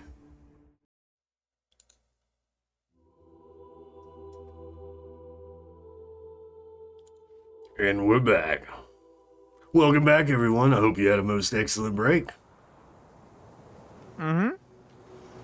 Yes, it was very lovely. A chance to cleanse the mind for but a moment. Skippity. Thanks, Z, and thanks again for the sub. And thanks again, Dragon of Dragon, for the raid. I know I typed it in, but yeah, thanks again. Thanks, everybody, for tuning in and watching this based episode. At least I think it's based. I don't know. I'm gonna turn the wind down. Goblin Junkyard, it's Goblin time. Welcome in. Thanks for the follow the other day. And welcome in, welcome in. Gobbling these nuts. Got him. Alright, let's go ahead and pull up our best friend, Cardinal Michael and Astrid. I know you are already sharing. Besties. So, after we go to commercial break, after Cardinal Michael ushers you to the Astrid airship, hey, and welcome in, Bean. The scene changes to the interior of the Astrid airship. In flight, though you see that it's not like flying high above in the clouds or anything. It's, relatively close to land, as it flies forward. We get the shot of the airship flying over the land out of Vanderbrunn across the way. And then we change scenes to the interior of the airship. Everyone is gathered in one well-furnished and cushioned room as Cardinal Michael will address the childlike Astrid. So, you don't remember much? You just remember having revelation that you needed to come to the Holy City? That's about right. I feel like something there will trigger my memories. I had a vision. You mean a revelation? I guess so. It was kind of like a vision, I guess. Well, this is auspicious news. I knew you were really Astrid, just the way you looked. Oh my gosh. And to be delivered to the Giving Goblin. I know you're not really the Giving Goblin, but oh my gosh, you have me fooled. I mean, the Giving Goblin is in all of us. It just needs to be let out, isn't that right? Yeah. Someone needs to spread the word. Well, I'm sorry, young Astrid, that you don't remember. I hope these revelations have led you true. I can't wait. I can't wait for you to meet everyone, but I heard, what was that? Giving goblins? I'm sorry, I want to call you Skibbergift. What's your real name, hun? I mean, you can just call me Skibbergiff if you want. I do. I do want to. Such a good name. Well, Skibbergiff, you said you had something you wanted to talk about? Yeah. I'm not sure if I should reveal this in here already, or if I should wait for us to arrive in the capital. But Edgar will speak up. Well, come on. At least give him a little bit, Oh yeah, just edge me some. Oh yeah, a teaser. Okay. So, we as of late have been getting a plot of land near Vanderbrunn, and we want to do something very, very special for the cult of the new god, to spread the message of blessings and Skibbergiff and Astrid alike. To the whole Skibbergiff theater play. That was just the beginning. We are thinking big. Oh, this Getting me all worked up in my jubblies. I can't believe it. I knew you were a hero. I knew you deserved that land. I thought you would probably just build some kind of home or some kind of, living quarters, but oh, I am blessed, for you are based. These ideas, I want to know more, but I won't let it spoil. I won't let it spoil. All I can say is I'm not just playing the Giving Goblin. I want to personify the Giving Goblin. So I'm giving this land to the cult of the new god. Oh, praise Astrid. He looks over towards the childlike Astrid. You know what I mean. Well, you'll learn. I'm sorry. Praise the new god. Please, how about your friends? I don't think we've been formally introduced any. Aren't you one of the head nuns at the temple, sister? He looks over to you, GiGi. Yes, I am. My name is GiGi. It is base to meet you. It seems like you are W Wiz. Your Wiz is so W. But it is shocking me. Sorry, I've not been speaking much. It's like I said, your W Wiz is so based, blessed. Glad someone noticed my Riz. Oh my goodness. You are blessed. You are blessed. Thank you so much. It is a pleasure to meet someone who understands where I'm coming from. How about you, little goblin? Are you a giblet? Are you with the Giving Goblin too?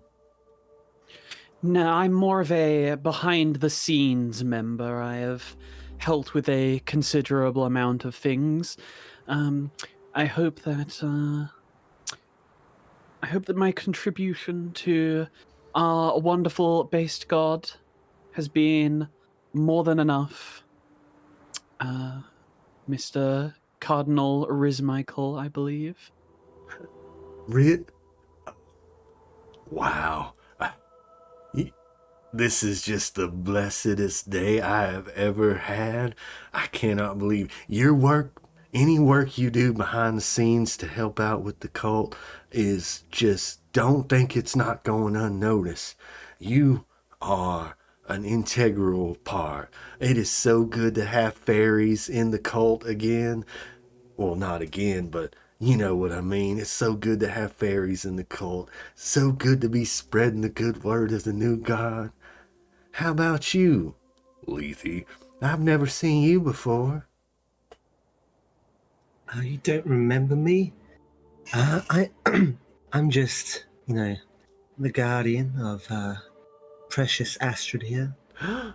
So, you're the one who brought Astrid to us? Yes.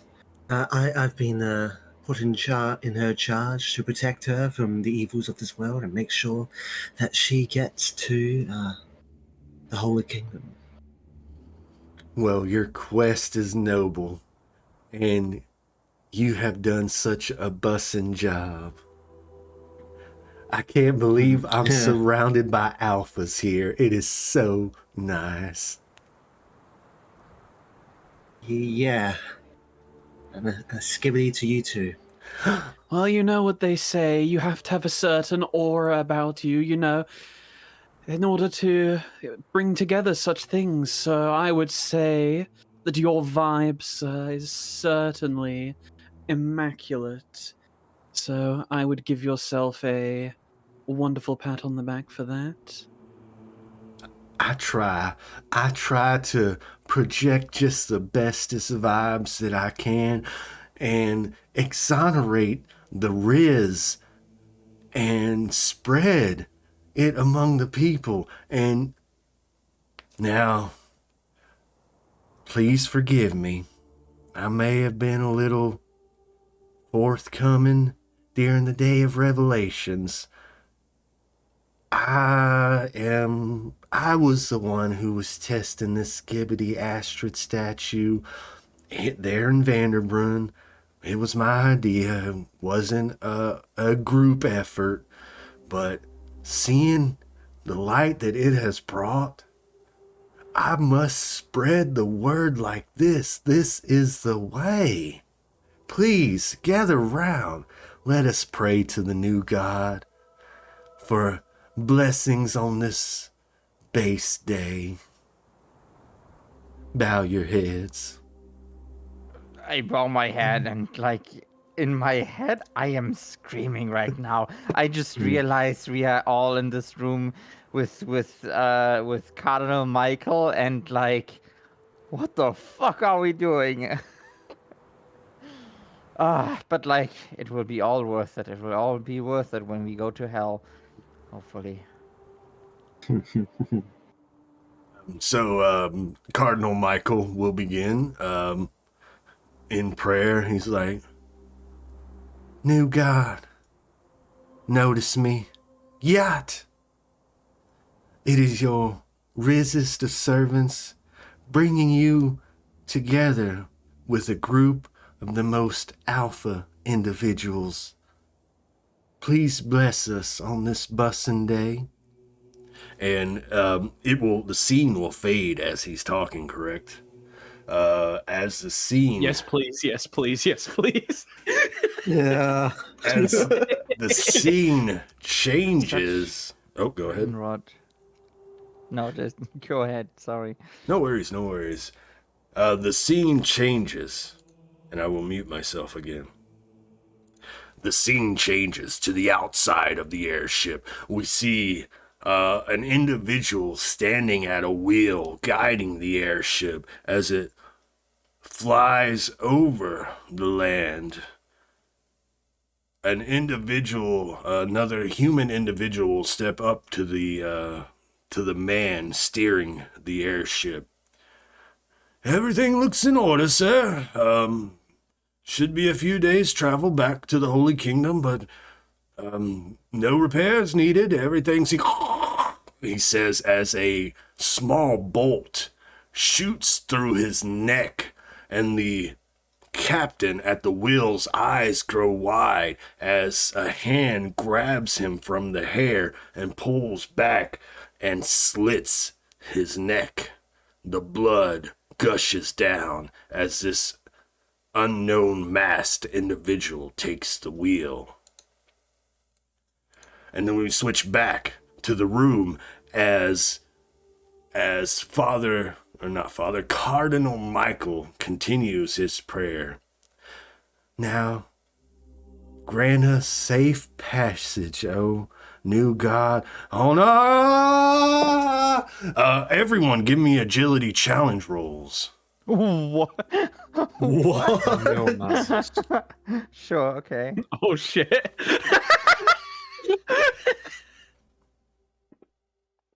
Ooh. Oh. Wow. Hold on, I get a boon for that actually. Yeah. You Is can that use other plus trickery. 2 coming for from me? There you go. I have no idea, but you still failed, Lethe. Yeah. So Oh wait, no, I did roll with a boon. Never mind. Yeah, I still failed. I also go what? So the reason you go wah, and you all take 2 points of damage, enjoy that if you need help getting your damage. The airship takes a swift shot towards the sky as you all tumble to the back of the wall. And then as the airship straightens for a moment, Cardinal Michael tries to gather himself, and he's like, He goes to Astrid, and he cradles her for a moment. What's going on? Somebody, please go out there and check. What is happening? I checked the windows. Do we have windows here? You can't see. He's like, To the top, to the deck, please. Okay, yeah, I try to run. I get up and like I run to the deck. GiGi, Lethe, and Eena. I will follow. Oh, suit. Astrid, safety is my number one priority. I'll try and get into, like, I don't know what's going on. Is it like a closet or something I can hide her into? Actually, Cardinal Michael is escorting her to there to. Don't worry, I'll take care of her. Please see what's going on up there. Okay, and then I follow the rest. Excellent. So I'm going to share a map. It's a biggin, so it may take a moment to load. Let me know when you're all seeing it. Almost. I can see a token Yeah, I can see your token. and a lot of grey. See me tokes in the grey. Tokes and Gry. It's loading, I guess. Still loading. Oh, there we go.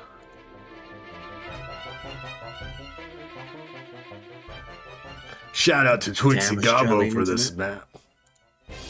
I can't see shit. Ooh, nice. Oh, That is very cool how you did that with, like, I think you did that with your program there, right? Mm-hmm. It's very cool.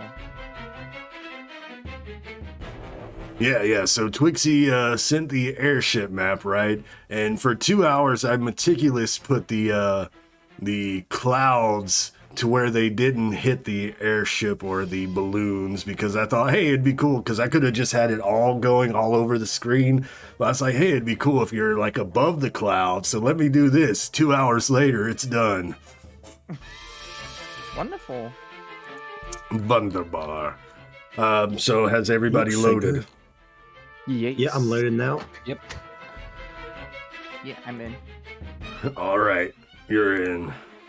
So That's what usually my clients say, but usually, so as you reach the top to the deck of the airship, players, you see dead bodies around, and then you also see masked individuals at the airship, and someone who wasn't driving it before, a masked individual at the wheel of the airship, and says, yells to the other in a feminine voice, "Do not worry about them.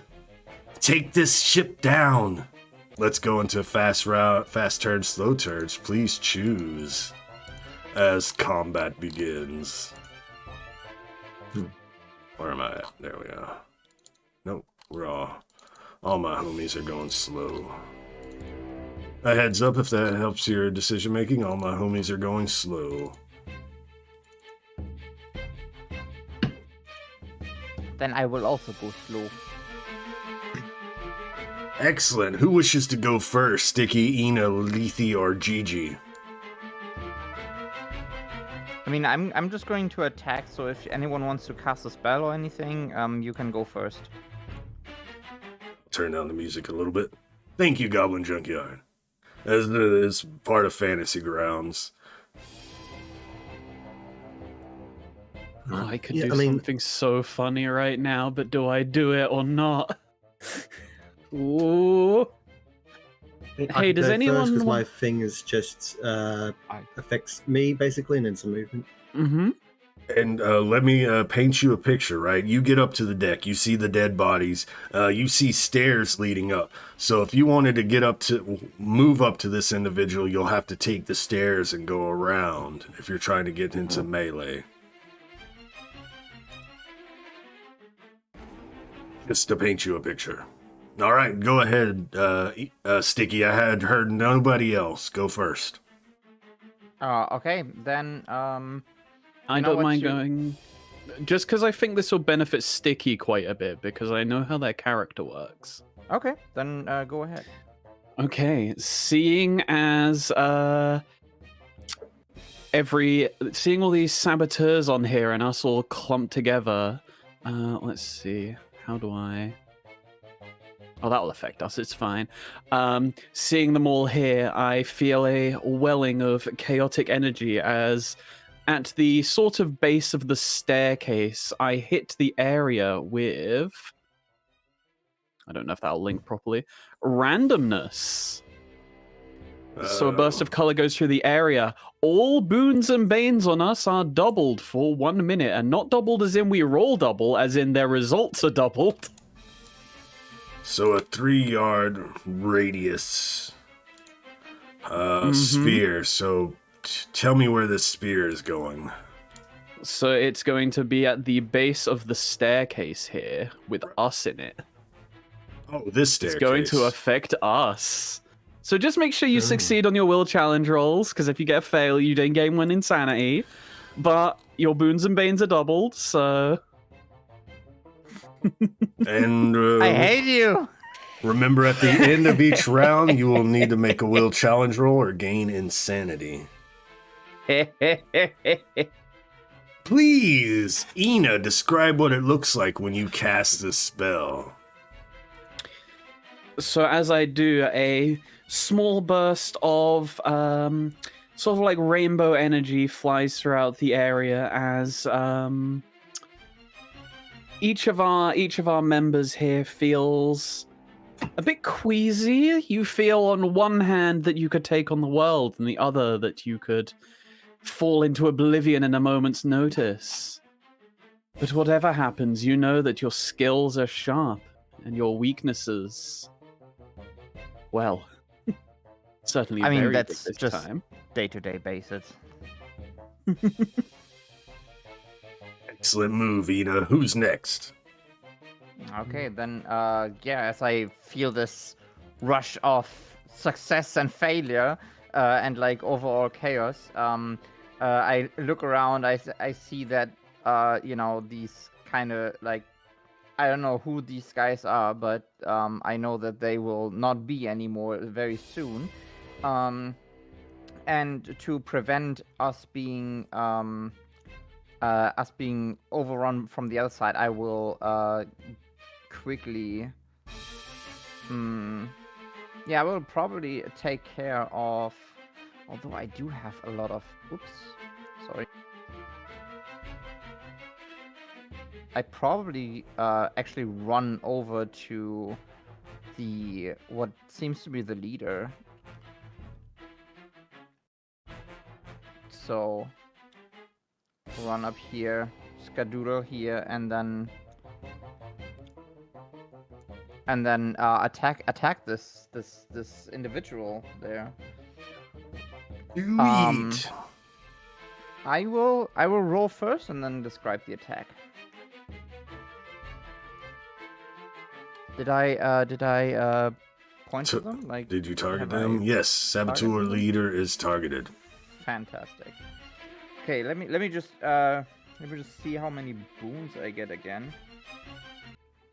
Okay, so yeah, that's two boons that I get at least. Yeah. 2 boons. Two boons. Two Okay. boons of which the results are doubled. All right. Let's see.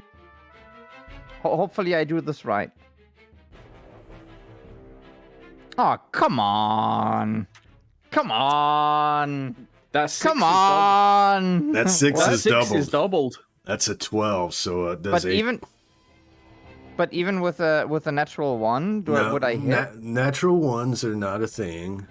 Okay. Let me double check if so that would be a 12 plus 4 plus 1, right? I mean, Is the it's still second it's just a +6, so that would be 17 basically. 17 hits. Holy shit! I cannot miss. Okay, so let's see. So I feel this rush. I run up the stairs, and then I kind of do this little parkour over the crates and stuff. And like you see me while I do that, I draw my scimitar out of like just draw my scimitar, and like I just do like a a cut from up to down on this individual, and let's see how much damage I get to roll here, because it's also quite a lot actually. So we get that shot, right? We get the camera follow you as you rush up past the other individual, do a hop over the crates, pull out your scimitar to bring it down. As you do so, the individual at the wheel pulls out a long knife to try to block, but at the last second, your spin moves and then cuts down upon them, dealing a total of 4, 5, 6, 7, 8 damage. Yeah, I think that's all the damage, I think. Yeah, it must be. That was trickery, backstab, dirty tricks, and I have something new that I want to use. So. Wait, I see scimitar, I see trickery, I see backstab, but I don't see another one for dirty tricks. Dirty tricks. There you go. There we go. Okay, so and then what I want to do, basically, so I'm gonna flavor it as this, because I have this new feature called Maneuvering Strike, when I get to use a Combat Fate talent, which I just did, and I get a success on the attack roll using a swift melee weapon, blah blah blah blah blah, which it is. I can move up to 3 yards, and the target must also move to remain within my reach. So. What I'm gonna do is, as I hit this individual, I'm going to kinda trip them, and like I'm just making them out of balance, and gonna pull them like over here, basically, like to the crates. Nice. And that's my turn. All right. So they're away from the steering wheel, whatever. So they cannot topple the ship or whatever. Nice. Lethe or GiGi, who's next? I can go next. GiGi, Don't what do you mind. do? Okay. I'm just gonna go with this sabotage. Pardon? Oh, I was just gonna say, remember, you're devil cultist. Don't ask permission, just fucking do it. Oh yeah. Yeah, fuck you! I'm going next, bitch. Hell yeah. I'm That's what I gonna like kill to this hear. bastard. That's what I like to hear. I'm him, my sword. Fuck. Well, that's a 2 instead of a 1. Let's see if a 12. Yeah, does a 12 hit a saboteur? A 12 is their defense. So you hit. And I so do damage. 7. Wait, yeah, 7. And I guess to add a little favor, as I'm walking over, I was imagining like GG's sword was wrapped in like cloth and shit, so like people don't get the idea it's a bone sword. He just unwraps the sword and just strikes down. Nice, we get Don't that. you get more? I think you get more damage. I think you should have like extra damage or something. I'm pretty sure. Oh yeah, I get an extra boon, don't I? You get either Combat. extra damage or you can cast a spell. Well, no, that's a 20 plus. 1 sec. Yeah, that's But 20 we are plus, level but I can- 6. Yeah, combat an extra prowess. boon. At least an extra So- d6. And I mean, I think at some point your feature, you can just cast a spell. You don't need it 20 plus. I check again, but Yeah, I think it's Spellguard Strike. So she has to get a 20 plus and 5 or higher. when you So- make an action attack with a weapon, you either deal 1d extra damage with an attack or cast a spell, but it doesn't say like. It's not like Spellguard Strike, it doesn't say over 20, so like, does that mean I can cast a spell? Yeah, it becomes that later, actually. Like in your, because... Wait, Spellguard extra piece. You can use an action to attack what you either do or cast a spell at any point before the end of your turn. Yeah, so either an extra d6 or an extra spell. Okay. Beautiful. I should do bone armor, but I wanna summon a bad boy. I'm gonna cast I'm gonna cast a Shadow Monster. So, Please describe how it looks when you cast this. as I attack this guy, I have the Diabolus symbol in my hand, and I just smile as shadows form around, form into this one monster, what looks like Diabolus, and he's gonna be located. Can I make him go anywhere, or does he have to be by me? Let me double check the spell itself as you cast Shadow Monster. We get that shot of GiGi running up, unfurling her wrapped sword, bringing it down upon this individual, then raising her hand to the sky as the amulet of Diabolus is exposed, and the tendrils of darkness form into a medium monster from a point within medium range. So anywhere within 20 yards, this creature will appear. Please show me where you want it. I don't like these people by the steering wheel, so I'm gonna put. Can you see where I put my marker? Like, by the steering wheel. Right there. There's your shadow And- monster. I was ready. And he looks like Diabolus. Rawr. You see It's a small Sticky being Diabolus. like, ooh. Yeah, it's a mini Diabolus. It's a mini Diabolus.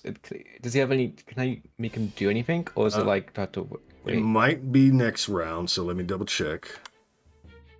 And let me Already give end you of round, right? Yeah, let me give you your damage. You have -2 damage, GG. Yeah, let me double check. Shadow monster. It becomes and it has the flyer trait too. The shadow monster can have any appearance you choose. So basically, you summon a compelled creature, and compelled creatures go on fast turn, so it's not going to be able to go until next turn. Okay, that's the end of my turn. Lethe, let's see what you got.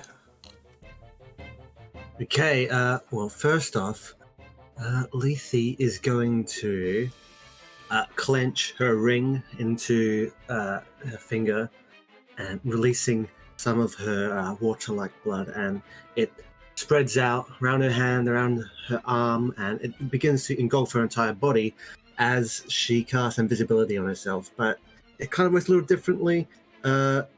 Instead, you just seem to not be able to remember where she is. Oh. All right, most excellent. And would you like to move somewhere?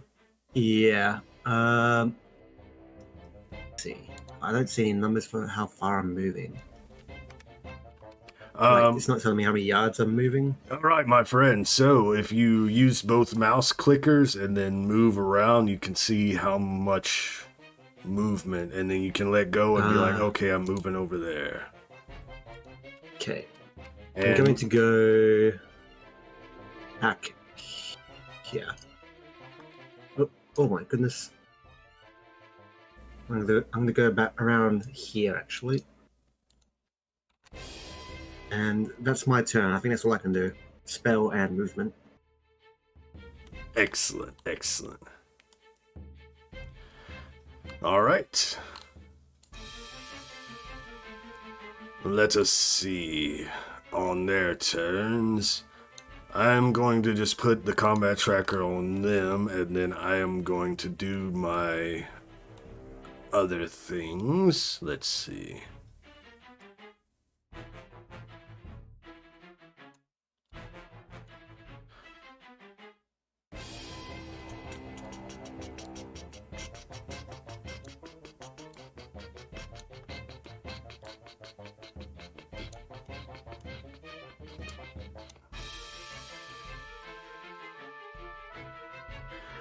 You see all the saboteurs, except for the one engaged with you, GiGi, and Sticky, all make their way to the edge near the blimps, and they start crawling towards them with long knives in their mouth, and they begin to attack the dirigibles.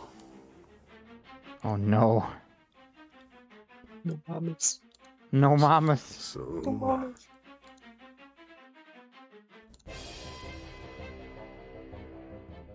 hit. And I will manually keep track of these HP. So 9 for that one. Saboteur 4 will attack as well. I'm actually, the first one was a 7, 8, 9. Actually, the first one's going to miss because I'm going to give them a Bane on the roll because of the fast movement and, being on there. So the first one actually misses. This one is going to get a Bane on the roll as well because they're trying to hang on and attack these at the same time. So it'll be straight roll. 11's enough. Let's see the damage. Alright, that one will take damage. As they cut into these, you see the fabric start to flap as we get shots of them slowly crawling over and attacking these.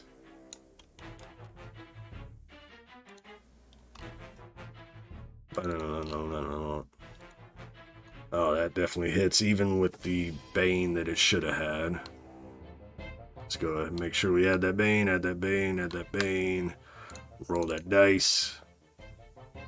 Yeah, that one isn't able to penetrate. But the first one, which that should have been a long knife, but they're the same damage for them. So only 4 damage on that one. And then the last dirigible with Saboteur 2 with their Bane. We're trying to do this quick, fast, and loose. Yes, thank you, Skulls. I do need that. 12, no target. Damage. 5 damage. Okay. So 3 of the things have been damaged. Now on to Saboteur 3. Since you've engaged them, they will try to return the favor. As you slash into them, GG. GG. Never mind. As you slash into them, GG, and summon your mini Diabolus, they try to take advantage of your casting and try to stab you into the gut. And are able to penetrate you for 8 points of damage. Hey, GG. What's your defense? 10. Oh, never mind. I'm not going to do shit then. Okay, never mind. Okay, fuck you. And then did you have something to say, Sticky, as the saboteur that you just drug towards you has their knife out and are ready to stab into you? Yeah, since I was fainting, they also get a Bane because I am harder to hit as I kind of still dance around with them, you know? All right. So normally they get, since they're a leader, they get 2 boons. So this is going to cancel out one of them. So only 1 boon coming your way. Make sure I have you targeted. Sticky. And we attack. With 1 boon instead. Oh, yes. Enjoy 8 points of damage as you drag them over, and as you turn to collect yourself, they're ready and they slice their long knife into you. And now that is the end of round 1. At the end of the round, every player who is affected by randomness, please give me a will challenge roll. Oh god. Silly question. Short range is 10, is it? 5. 5. Okay. I'm gonna use a fortune here. All right, you 2. That would be 4. Yeah, it just adds what, 2? Yeah. So you use a fortune, Lethe. I can take it. All right, Lethe. At the end of the round, the randomness affects you. You gain 1 point of insanity, and now you are frightened for 4 rounds. All right. And let me drag frightened on you. I mean, it's a source not in sight, so, but it's still, because there is no source in sight, but you are frightened for 4 rounds. Top of round 2. Please choose fast or slow. All my homies go fast. And remember to compel your shadow monster this round, GiGi, so it can either move or take an action, which an action could be to charge. Okay. Alright, it looks like, as far as players, we have Sticky and GiGi first, and Shadow Monster. Who wishes to go first? Should I go first and just get my stuff Yeah, done go over? ahead. Go ahead. Okay. I want to see something. So, I want my shadow monster just to attack the leader, or charge at the leader. Right. I don't know if he has his own. Yeah. Me, Diabolus, one in. Sorry. Do I I'll warn get you? you. I will roll for you. I am Mini Diabolus, targeting this leader. A 15 will hit. It takes 6 points of damage from Mini Diabolus. And I'm going to do my turn, and I'm going to attack Saboteur 3 with my sword. Please be good. I beg. 12 is what So you hits. needed. Yeah. So I'm going to weapon damage. Fuck. And extra damage, because I got a boon. And I'm going to cast a spell now. With Cast. my Spellguard expertise. Excellent. But before you cast that spell, describe how you kill this saboteur. She stabs me in the gut, and I'm like, oh! So I pick my sword up and I just force it down in this dude's shoulder, splitting this dude, like, from shoulder to, like, bit to his chest in half, as I pull my sword out. And begin casting a spell. And I'm gonna cast Black Bolt to the Underworld, which is gonna be cool. And Gonna be so cool. I'm gonna- let me just drag this in here, because it won't let me. Okay, so I guess I get 3 missiles leap from my hand, and I get to choose among targets. So I guess 3 targets, Up to so- 3 creatures within medium range. and that's 20, right? So I get 20 medium range, 20 range, right? Or Yeah, more? 20 yards, yes. So So- I'm gonna choose Saboteur 1, Saboteur 4, and can I reach down there? Yeah, and this guy. Alright, let me help you out here. You got them all targeted. Let's see how it rolls. Yeah, excellent. Hit, and hit. And one sec, there's a on success the target takes 2d6 damage and is moved 1d6 yards from you, so does that mean if it does hit them, can they fall off? Yes. Oh my god, that is genius. So I'm gonna roll the damage and an extra. Do I roll 3 1d6 for all of them? I mean, I wouldn't worry about it because you're moving them. Okay, off the plank. Alright, so we got 1, 4, and 6. So I'm going to go ahead and give them max damage just to get them into bloodstain range. 4 and 1, correct. Alright, so describe what it looks like when you cast a spell and how it looks when they get, hit and knocked off. So after I drive my sword into this dude's shoulder, I raise my amulet of Diabolus in sky like I saw to my monster, and 3 bolts of darkness shadows blast through in the air, almost like missiles. It's like targeted the 3 individuals on the balloons. Hell And then, yeah. And that's the end of my turn. Awesome.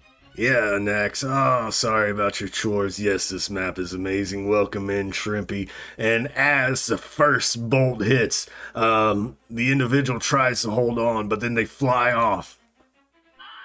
And then the next bolt hits, And then the next bolt hits as they all fall to their death. I love how you Fuck had yeah. that ready. Excellent, excellent. That was GG Sticky. You're up on on round 2. Yeah, I was about to actually try to handle one of these saboteurs, but seeing how they just fall off, I will just I think I will just go for the one that is like right before me. So gonna do the same thing again, maneuvering strike. Yeah, actually, yeah, sure. No, actually, like with feint and stuff. Let's see how I roll and then.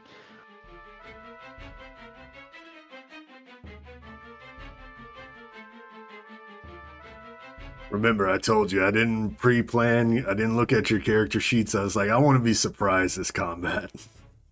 So that's +5. So A 17 another does hit. 17. So then, yeah, let's see the damage.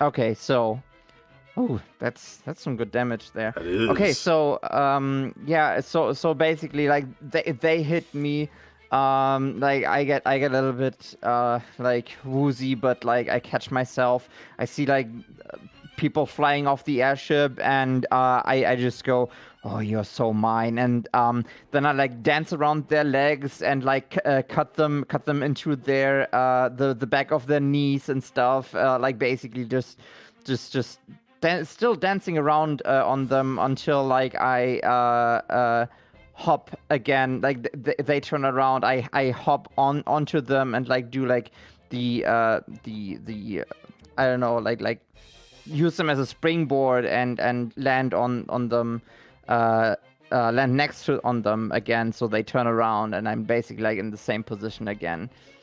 Yeah. We get that shot of you doing that turnaround and slicing into them. You see their red blood just splatter out. But what's something odd to you, Sticky, is after a lot of red blood oozes out, black blood follows. Please continue. What the fuck are you? And yeah, that's my turn because it's only a small turn, quick turn. Thank you so much for the raid. Yo, what's up, Demon Yordle? Welcome in. Thank you so much for the raid. Mally Nim doing TTRPG stream. It's D&D technically, but it's Shadow of the Demon Lord, so perfect. Demon Yordle, welcome in. We're having this crazy airship combat right now. Thank you for the raid. And thanks for shouting out the Demon Yordle. Nice to meet you. Thank you so much.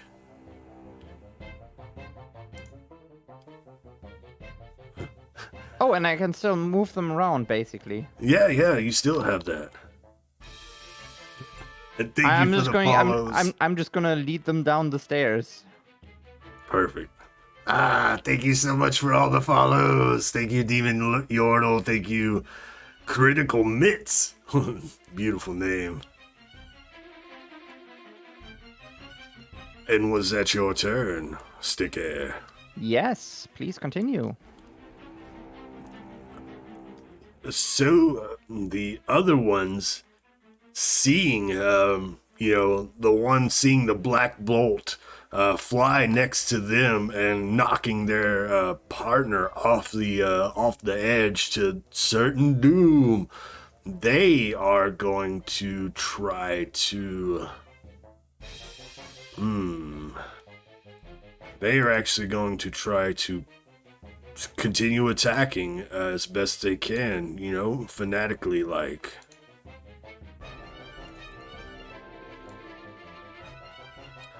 That'll hit. Let me give you a bane for that roll.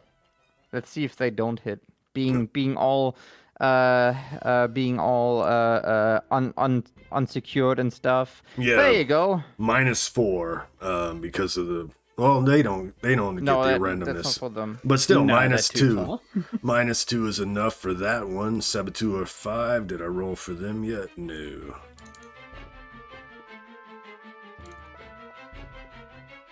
Alright, so that's one takes 10 points of damage. Alright, and then it will be... I'm thinking the Saboteur leader is going to try to take you down, Sticky.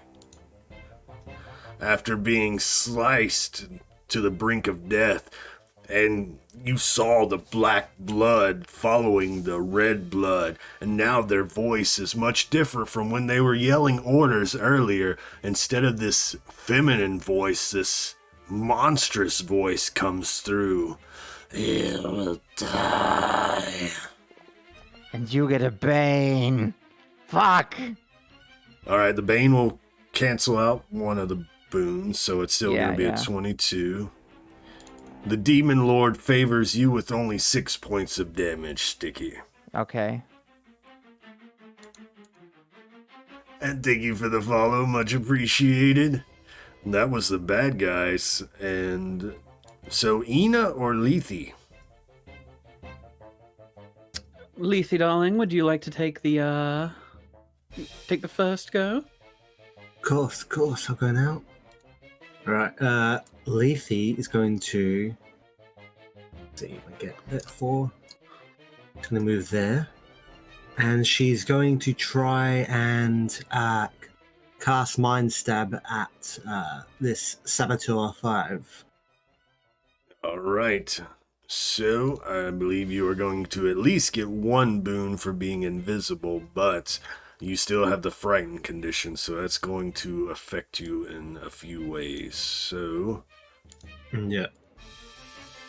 let's see, Mind Stab, correct? Yep. Let us learn together. Intellect attack when it's your turn. Save the target, blah blah blah. Yeah, I gotta fix this spell. Yeah.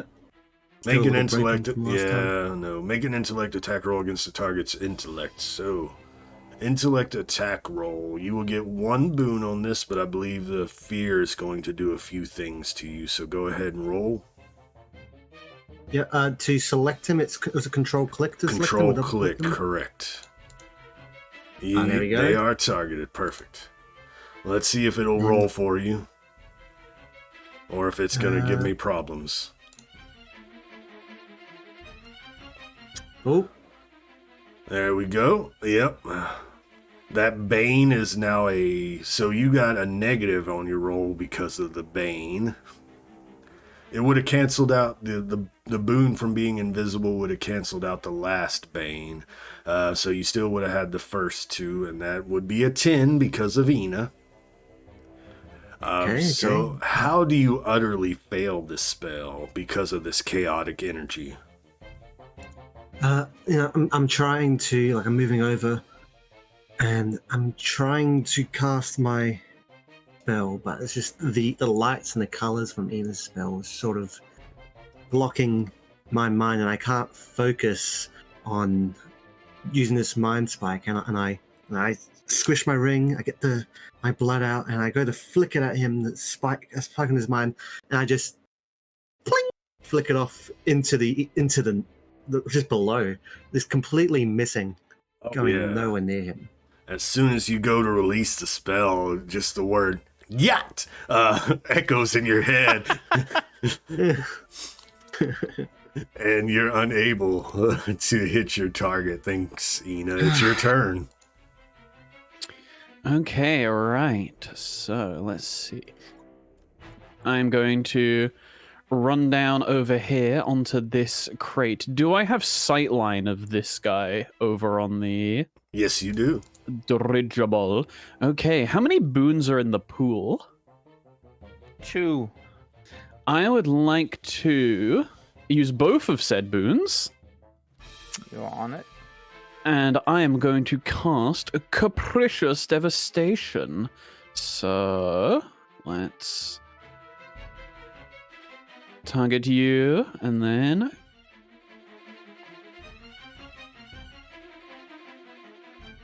Oh, come on. Okay, so... But remember, your boons are doubled, correct? So that should be My 8, 9, boons 10, are 11. doubled, and then... But that's still an 11. I don't think that beats their agility, no.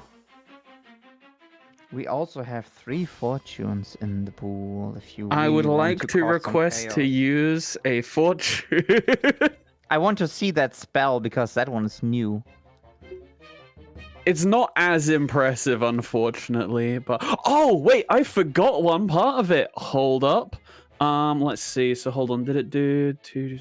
Oh, it done the +2. So no, that is fine, I believe.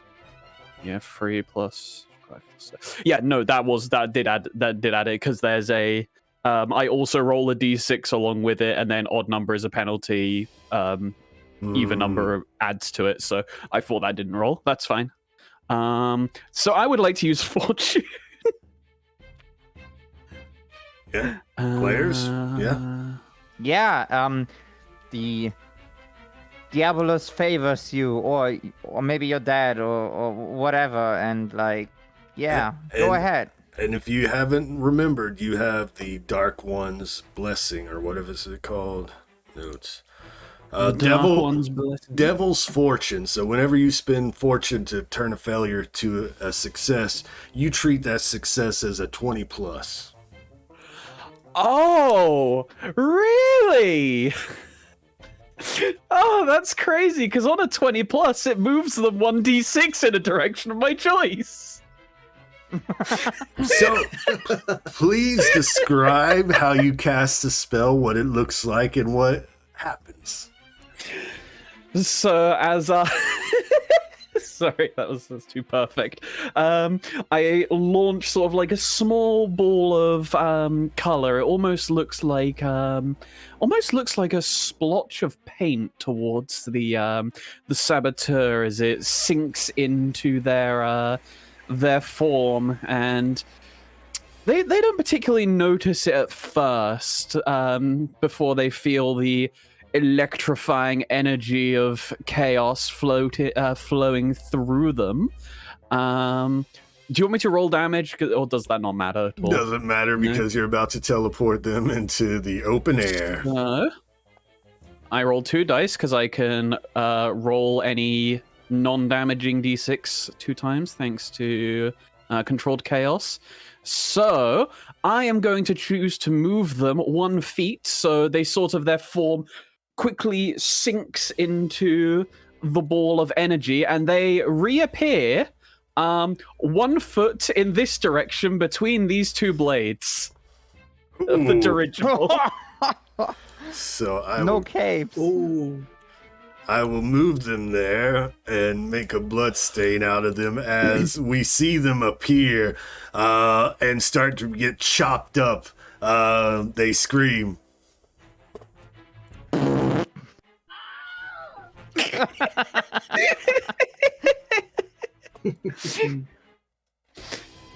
And I might have forgotten. Shouldn't you roll for casting a chaos spell?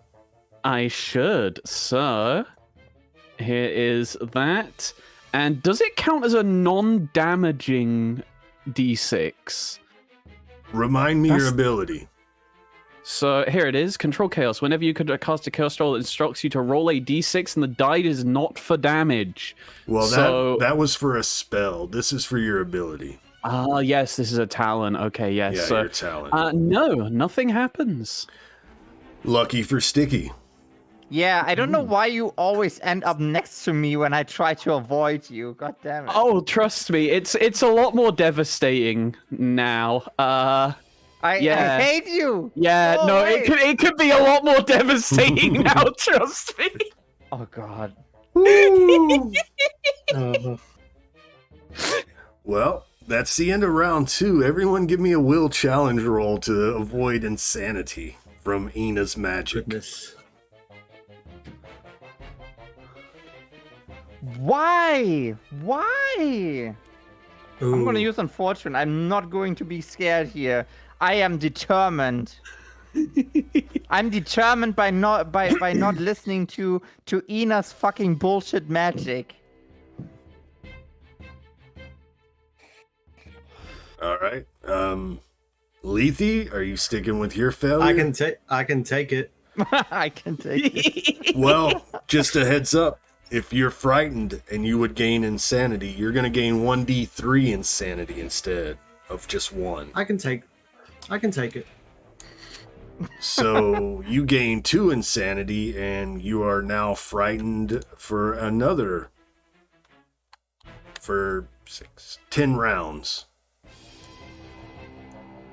So basically the whole combat you will be frightened.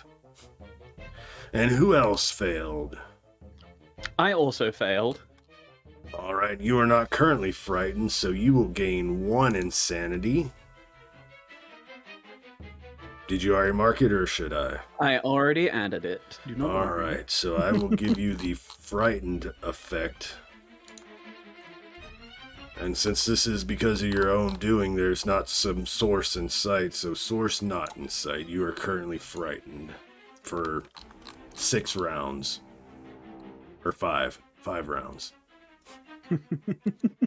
So, that was the end of round 2. Top of round 3. Wait. Wait, The what? shadow monster. No, I the think. shadow monster went first. Exactly okay. before GiGi. I did not forget this time. Alright, Sticky, do you want to go first? I'm going to fucking destroy this motherfucker now. Hopefully.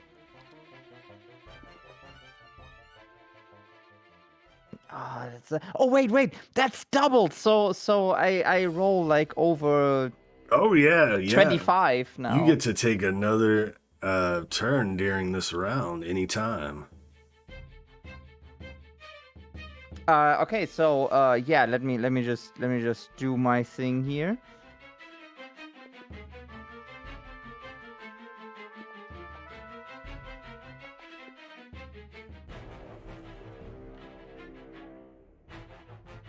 How is this thing still standing? So, Oh, never mind.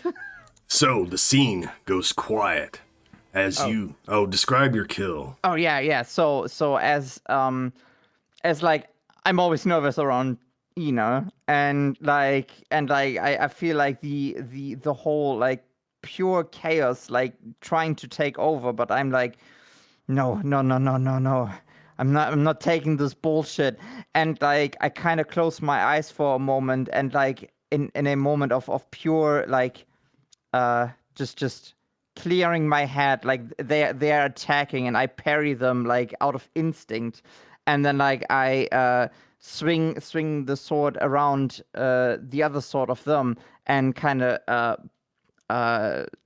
just cut the hand off, and then stab them into the chest. And I don't know what is coming out, like black blood, red blood, or whatever. Like as I open my eyes, I see them like being stabbed with my sword. And they tumble back, and the music stops, and we get a shot of them as they grab their wound. The blood was red at first, and then black starts to spew out, and then they vomit blackness, and then you see extending out of their head 2 horns start to grow, but not just like on top of their skin, start to pierce the flesh as they grow. Their face begins to slide off of their head as 2 leathery wings split from their back. And as they arise, I need everyone to give me will challenge rolls. And I'm going to give you all 2 boons for reasons. Sticky, 1 for trickery, 1 for another reason. But yes, you have boons on this Finally, net roll. 20. Oh.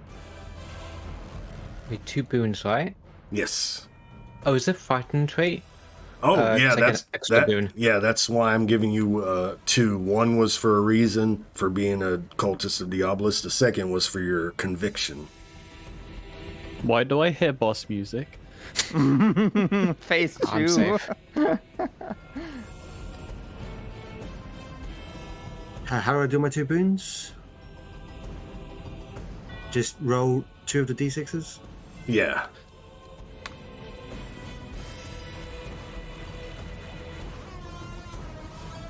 So that would be a 4. Well, what'd you roll? Lethe, so your 1 would have been canceled out, so you would have ended up with a net 1 boon, which would have been a total of 4, but you succeeded with a 12 anyways. As this creature appears, the individual on this dirigible sees this happen as well. Let's see if they make their save. They don't get boons. They see this, and as they see this creature emerge, they're just like, fuck this. And they jump off to their death. Fuck this shit, I'm out. Wow! Yes, and now we are still in round 3. This creature will go on slow turn. So that was your turn, Sticky. Was there anything else? I mean, I have rolled higher than a 20. Yeah. So I can exploit opportunity. And as I see this, that this demon's coming out, like, first of all, have I ever seen this before? Like, you have I don't not know, seen a demon before. At least I don't think in your history. Wow. First I say, hot, and then I think, okay, time to. Oh, it's getting bigger. Okay, yeah, I have that effect on people. Yeah. It's still medium, but I just wanted it to be more visible. Yeah. You know what? I will. I'm losing a lot of health. You know what? I will use my second action to I know there's like nimble recovery or something, right? Mm-hmm.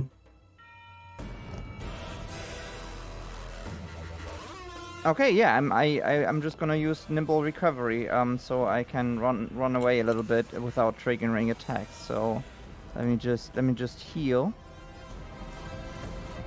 There we go, and then I will regroup with my friends a little bit. So half my speed, so that's 6. Would be until. So I just run a little bit like into the middle, and just make myself ready for a real fight this time, and kind of collect myself again. Nice. Eena, Lethe, or Shadow Monster? Who's next? I can go next if you would like. I heard Eena. Go. Okay, so seeing this creature arise from the corpse of our opponent, I look towards it as I shall cast Chromatic Lance. So where is that?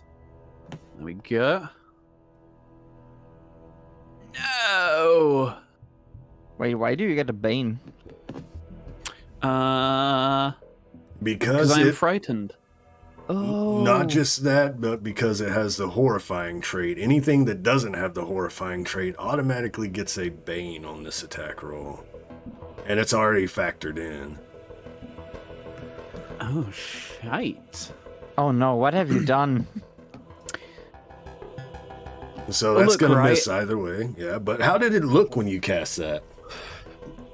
So, I proceed, like, my whole arm begins to glow a myriad of colors as I look towards this demon, but my vision becomes quite hazy. It's rather hard to control some unruly chaos magic, whilst, the demon covered in the blood and guts of its transformed host appears as I fire off a chromatic lance into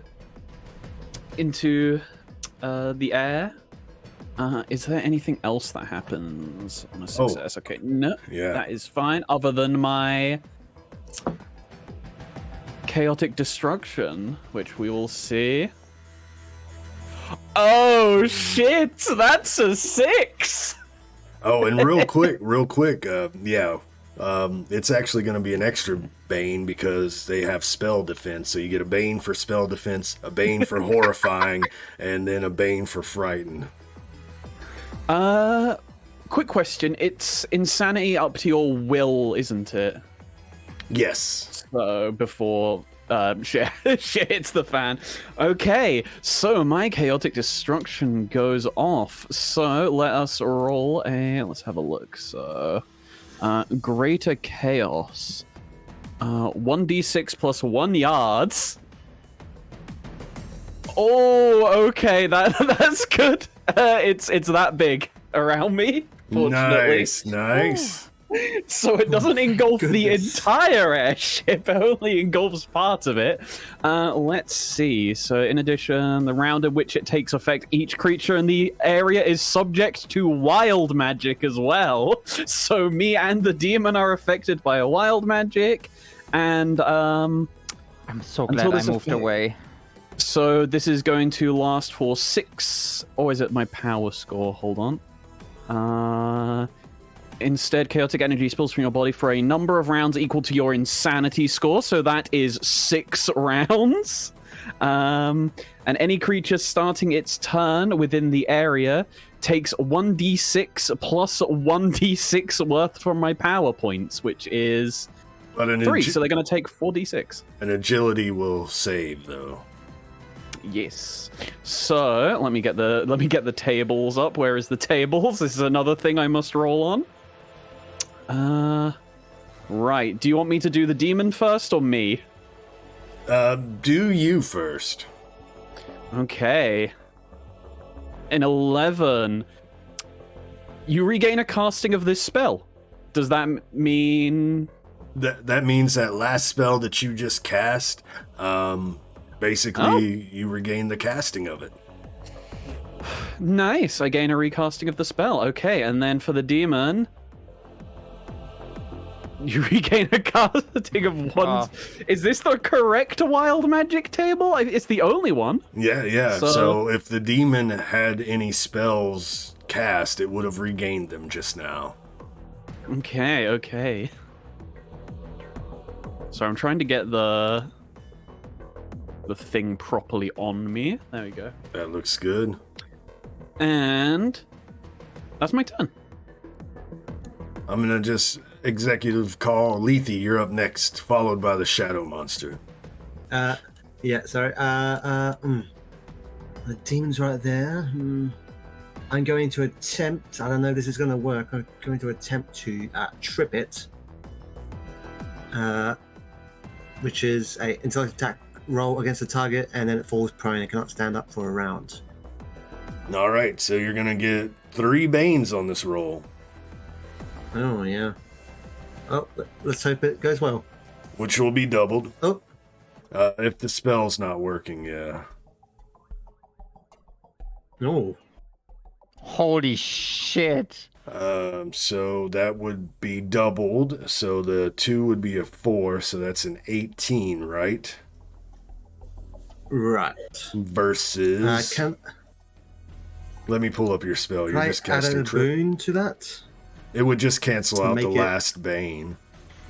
But it'd be a 20 plus? No, It was a it natural wouldn't. 20? No. no. It's Would it cancel out. it wouldn't do anything. Nothing at all. Yeah. Okay. Against the target's agility. That does hit. What does it look like when you cast this spell, and how does it affect? So when she, crushes her ring to her finger and her blood spills out, it goes down, moves to her leg, and she sort of does a motion of, sweeping the leg. And as she sweeps the leg, he remembers getting his leg swept out from beneath him, and it sweeps him over. All right. It is currently prone. You see it look confused as the spell actually hits it, as it comically falls onto the remains of the corpse that's below it. You hear a sickening squish as the remains of the body splatter outwards as this creature falls on its back.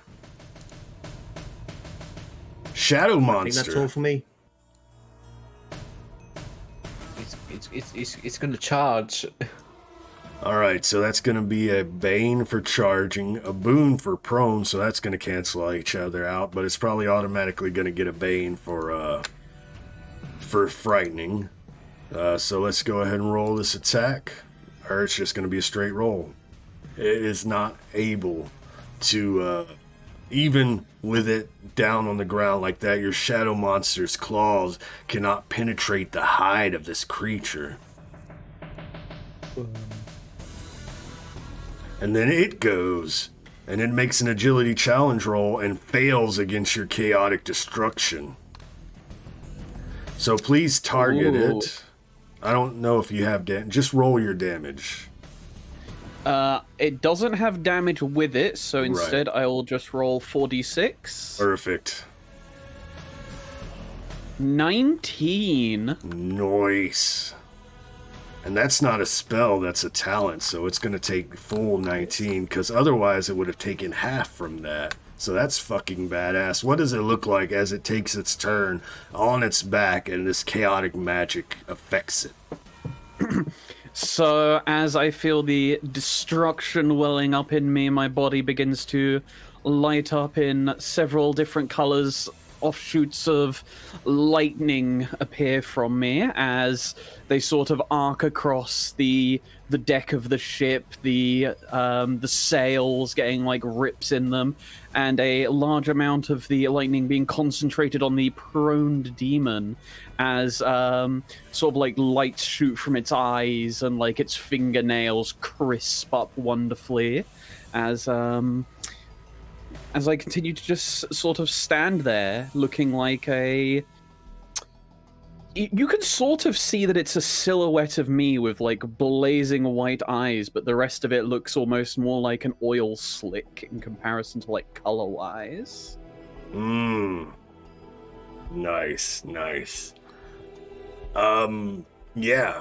It lets out a sickening shriek as the energy affects it, and then at the beginning of its turn it will use a triggered action, and it looks like it implodes upon itself like a mini black hole as it implodes and then appears still prone in the middle of the air as its wings take flight for its movement. It quote-unquote stands up as its wings begin to flap, and it starts to try to tear into this dirigible here.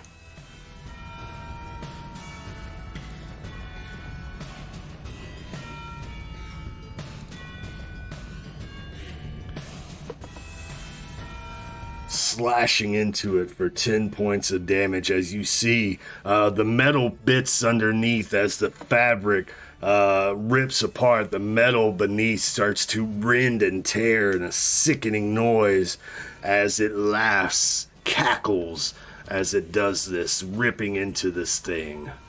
And then we're at the top of round 4. Please choose fast or slow. I didn't get my turn. My fucking bad. That was my bad.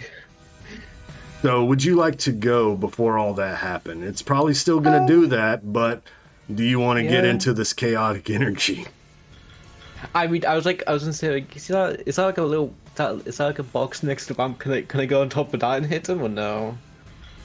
I don't really know. I think you can. I think you can skirk your way around. Yeah, without Bump going in.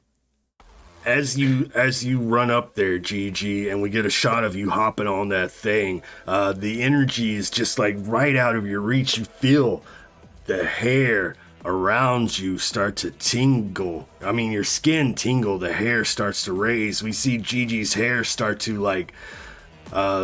wave in the air as you get so close to this energy. But yes, you can make an attack. My apologies. I fucked up. It's okay. It's gonna hit him with my sword.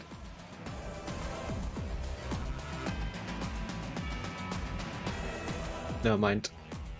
But I can do a spell, and I'm just gonna cast Bow and Arm on myself. Excellent. Which I would think. It makes. There you go. That's down my turn. Not necessarily. Let's see here. So you get a Bane for horrifying, which is canceled out by the boon for being prone, but you also should at least get one boon for combat prowess. Oh. So- And, oh, yeah. Yeah. Roll a Okay. d6 and double it for the chaotic energy.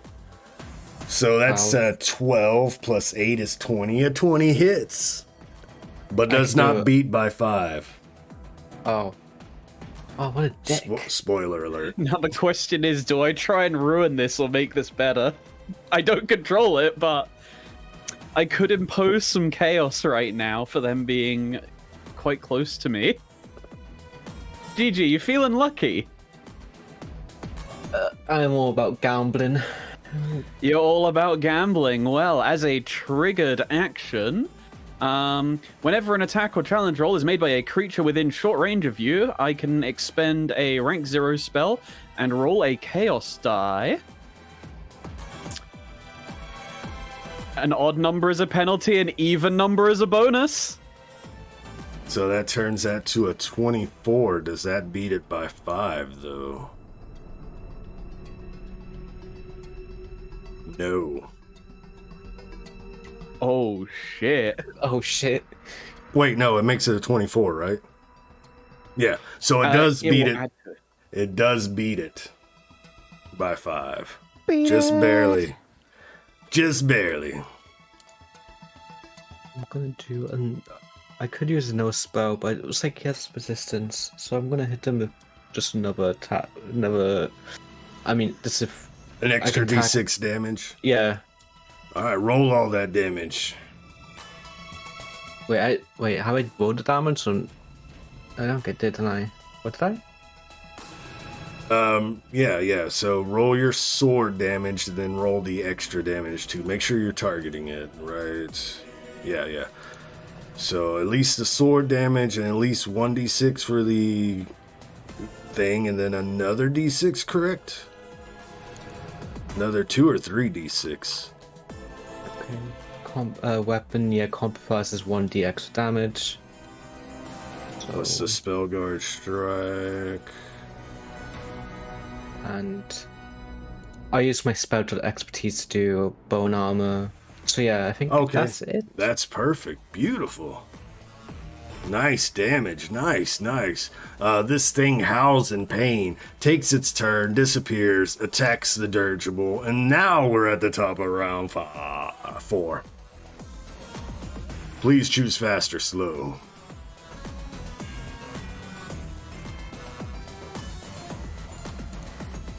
I'm so good at this. Alright, so Eena and Shadow Monster. Y'all are both up on fast. Who wishes to go first? I can go first if you would like. So tell me if you've heard this one before, Chromatic Lance. As I gained a recasting of it, I might as well give it a shot. This is a long shot, but... But that 3 is doubled, isn't it? That 3 is doubled. We could give you a boon to cancel out the bane. Is there a boon? Yeah, there's one boon in the pool. I will use the boon within the pool. Alright, so that hits its agility. Okay, so what happens is it takes 2d6 plus 5 damage. But that is a spell, so it takes half, I believe. Yeah, so I need to reduce 6 of that. But afterwards, I roll a d6, so, and then because of controlled chaos, I roll 2. Okay. On a 4 or higher, the target takes double damage from all sources for... Oh, that was not rolled well. There you go. For 3 rounds, it now takes double damage as lights emanate from its eyes, making it easier to hit. Well, then I'll go ahead and give it that 6 back, so instead of taking half, it took normal damage on that. Please describe it again. Paint me a picture. We're in a show. Where's the camera? Where are we at? After the previous turn, as I fired my chromatic lance out as my chaotic destruction went off, it was almost as if like time went in reverse and the beam of the chromatic lance went back into my form, into my right arm, and as it teleports away, blasts out of my left towards the shadow demon, hitting it directly as lightning bounces all across it in a rainbow of color and highlights it to all around. Oh yeah, and you see like the lightning cackling through its wings where the not the leathery part, but the tendrils that keep the wings up. I can't think of the name. As the lightning cackles through that, lighting their wings up in an iridescent glow, we go to Shadow Monster.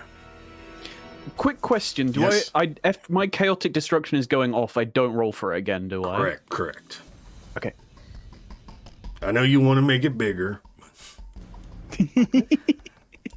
Would you like? Would you like to charge? If it happened every single spell, then I would be even more worried than I am now for casting spells. So 1 Bane for the charge. It's probably already going to get a Bane for the horrifying trait, so that's going to be, yeah. Shadow Monster cannot find purchase on this creature. Baby Diabolus is not able to hit this thing as well. But Can it only just do like just attacks and movement? Like well, action or movement. Would you? I'm sorry for my bad. Did you want to do a different action instead? Oh, what were you going to suggest? I was just wondering. I'm sorry. No, I have no suggestions, but I mean, yeah, you can either move or use an action with this creature, so it can do a different action if you want. I was gonna say, so like, can it? I'm trying on looking at this cheat sheet just because I keep forgetting the small things it can do. Can it help? Provide 1 boom bonus to a target? Yeah, depending on how you flavor it. I mean, it's probably not going to help at this distance, but if it were like in melee, it could use the help action possibly. That's what... Okay, I just leave it. I don't know. Leave the charge. Maybe it can use the help action next turn if this demon is still there. If. That's my fault. Yeah, I was gonna say. Yeah, I have an idea how it can help. Give a help action, but yeah, just let it stay. Pick you up and fly you over there. No, I was like, when the next attack, I was like, because Diabolus, maybe everyone gets 1 boom. Like, it just helps because it's just Diabolus. I don't know. I'm sorry. Whoa.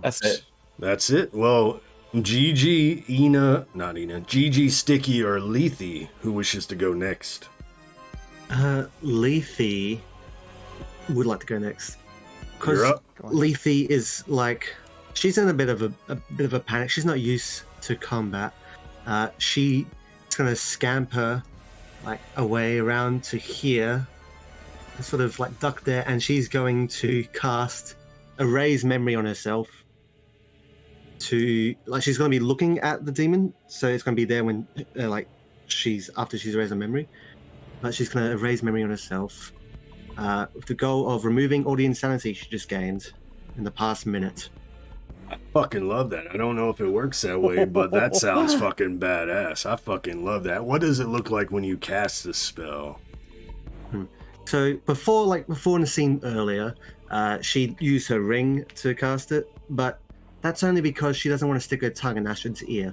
And so her tongue lolls out of her mouth beyond the fangs and just sticks into her ear, and she just sort of licks away the memory of the past minute.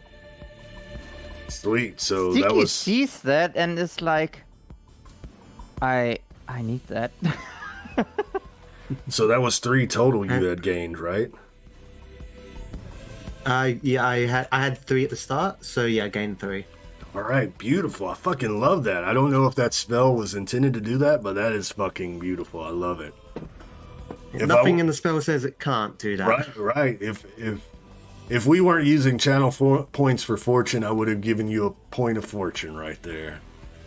Yeah, and like when she's finished doing that, it's like she sees a demon, ahead of her. Is like, okay, there's a demon, and she turns to Sticky. And she's like, what's happening?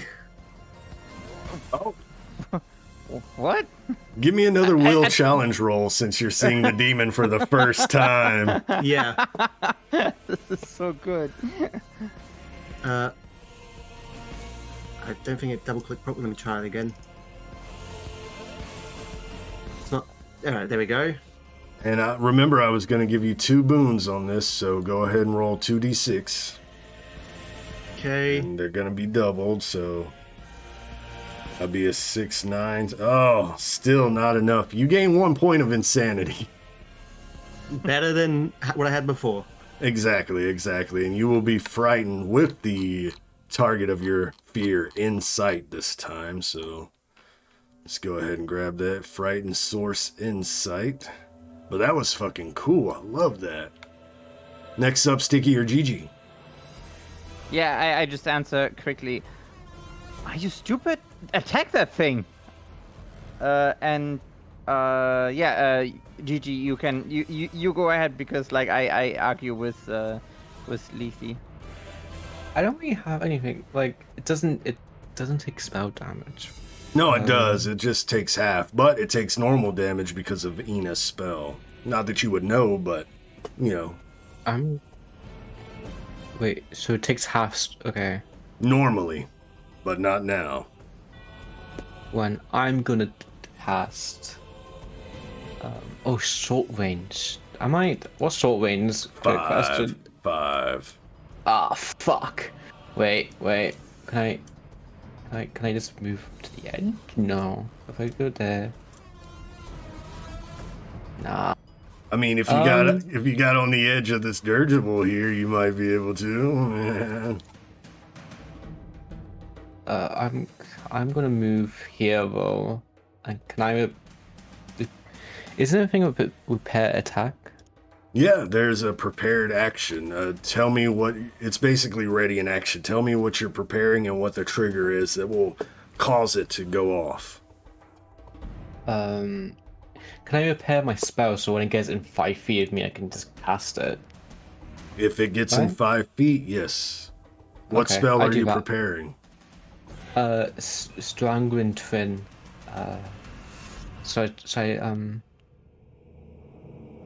There we go.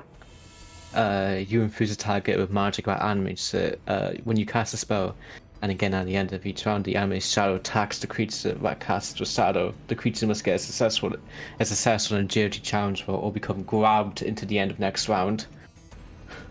It's more like, but that's it. That's the end of my turn. Interesting. Were you doing anything, Sticky, or just arguing? First I was arguing, and then I'm like, fuck that.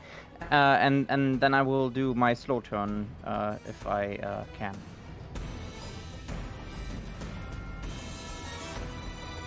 It seems like I can. So, big question. So, when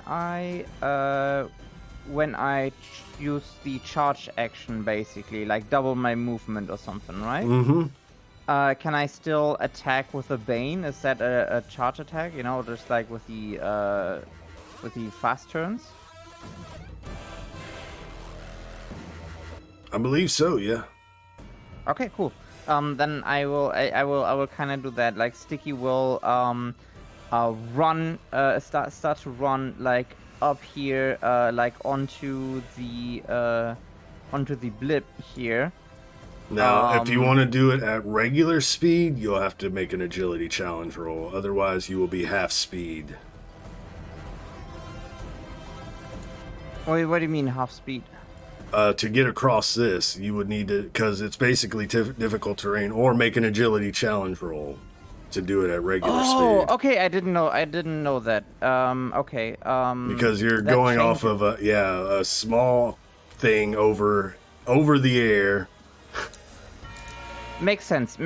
No, that makes sense. Actually, I was just maybe I was kind of falsely under the assumption because I'm I'm like such an athletic, acrobatic fighter that I would have no problem and stuff getting over there. Yeah, normally, but in a moving airship. Yeah, makes sense, absolutely. Then what I will do is, how long can I throw a dagger? I believe it's short range, so 5. Short range, so 5, so... But you can throw it further, it'll just be at a bane. You know what? I will just try. I run next to GiGi, and then fucking throw a dagger. So I'm gonna use trickery, of course, so that cancels out the bane there. I gotta see if fainting also works with wait, where is it?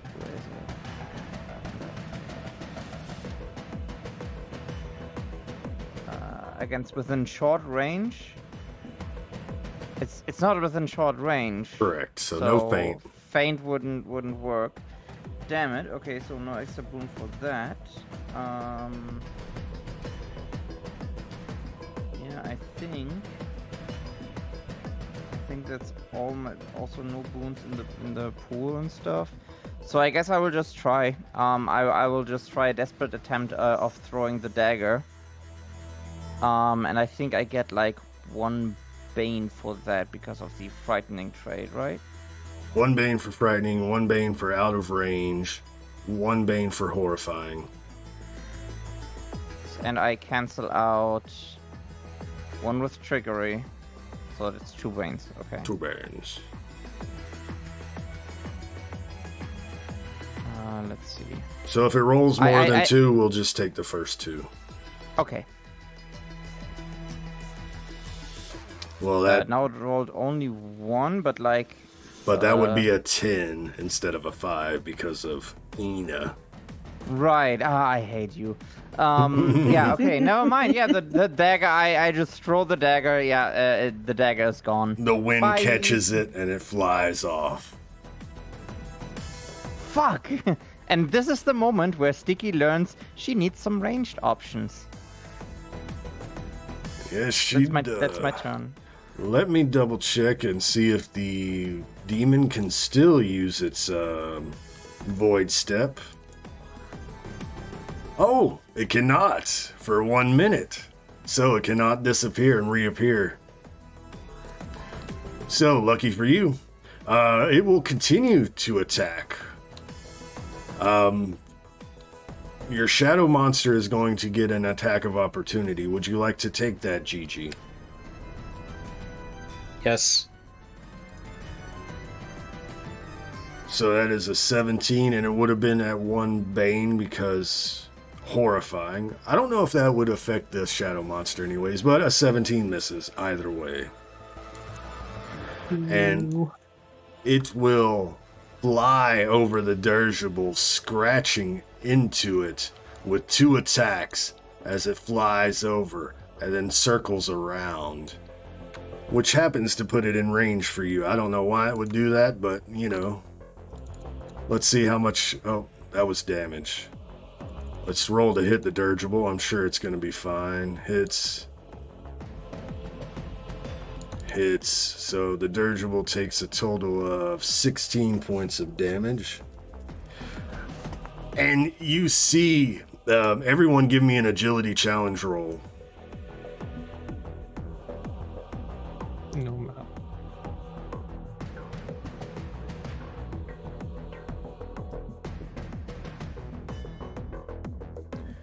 Eena and Lethe, as this creature slashes into the dirigible, I will let you get your spell go off, but as it slashes into the dirigible, it breaks off and starts falling to the ground. The airship rocks for a moment.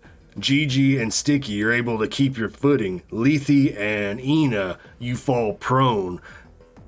And GiGi, this creature is in your range. Your prepared spell goes off. You get if it's an attack roll, you're going to get 1 boon on top of whatever else you get, negative or positive. I think I'd Okay. roll down the stairs since I went prone on the stairs. Oh, sure, I'll allow it.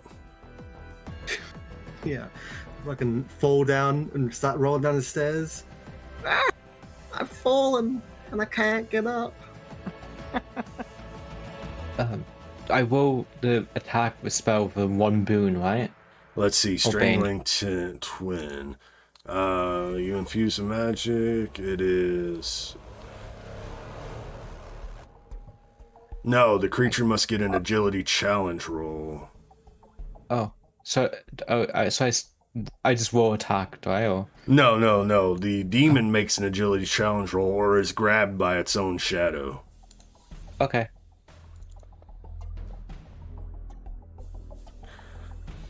So currently it is grabbed by its own shadow. Let's see what else this fucking spell does. And please, while I'm reading this over, please describe how it looks when you cast this. So as the boat, like walks, and I, still my foot on the wailing, holding my bayonet down, and shadows its own shadow kind of wraps, gets a little bit more thicker as it kind of arms wraps around its own its body. That makes sense, and just grabs it, hold. Oh yeah.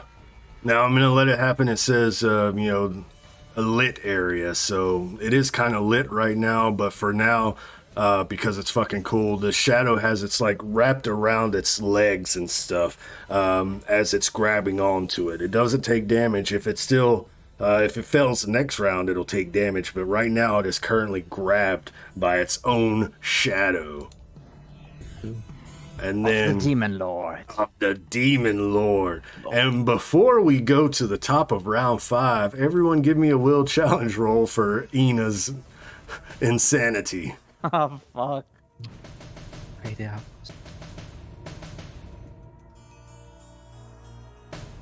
Diabolus, why? Oh, good. Do All right. What's up? I would like to use a fortune if I can. Huh? Do you get... Why do you have so many Banes? Frightened will source challenge and well, the source isn't I fell down the inside because you stairs. fell down the stairs, so it would have just been the first Bane, which is still 12. 12 Bane, so you would have gotten in the negatives Yeah, so could I use a fortune? or a 3. Go ahead if you like, yeah. How do I do that? Just say So you. You just anything? say that you do, and I Oh, have a I list. do that. We have still 2 Banes and 1 Fortune, by the way. I'm quite fortunate after I've fallen down the stairs. And How long GiGi, does it? By the way, how long does your fucking spell last? It lasts for let's take a look. 1 minute, so 6 rounds. Is it 6 rounds? I believe. yeah, 6 10? rounds, 6 rounds in this system, and we're gonna be at the top of round 5. But GiGi, you did gain 1 insanity. Thank Eena. Please choose fast or slow turns. Thank you, Eena. Thank you, Eena. Getting up from prone counts as a action, doesn't it? I believe. It either uses your action or your movement. Okay. I guess I can still use my sling, so I guess I will go with fast turn. I never used it before, but I remember I had it, so... So, who wishes to go first out of Sticky or Shadow Monster? Or GiGi? So it's my shadow monster wants to go first and get over done with. It's just gonna charge. Yeah. Yeah. 17's going to miss. Just barely. Oh, okay. GiGi? I guess I'm gonna cast a spell, Spectral Grasp at him. Okay. I think it's just showing he make an intelligent attack roll against his agility. So do I just roll attack or do I click on it intellect? Well, if you can, click on the dice beside Spectral Grasp and see if it'll actually do it right. Okay. Wait, am I targeting them? Targeting demons? You are now. Okay.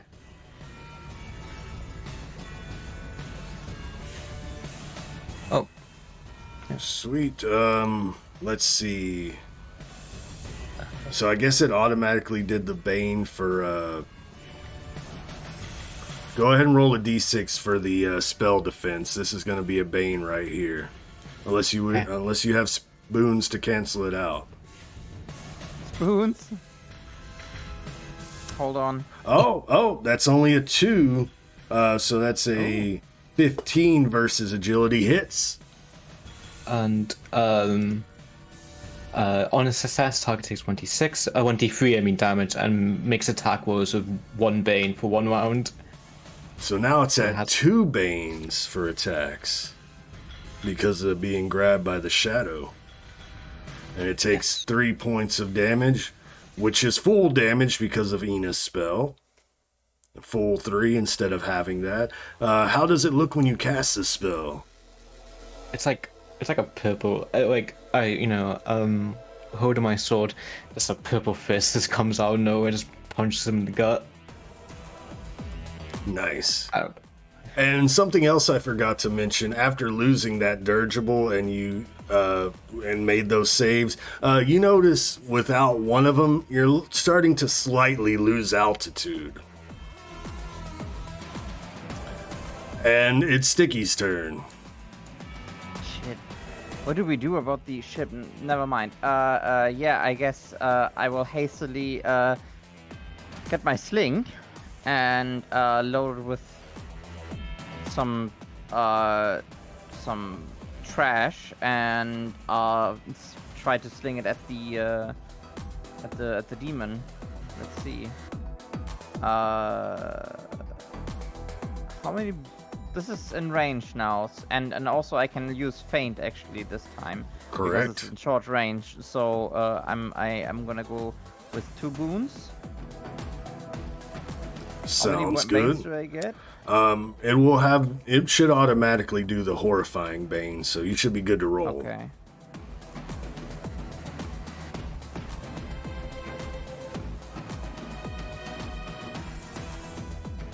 So that's +5 because your boons are doubled. Right. So an 18 is just what you need. Oh fuck! Let's go. So that's 2 damage from the sling, and then we have. Wait.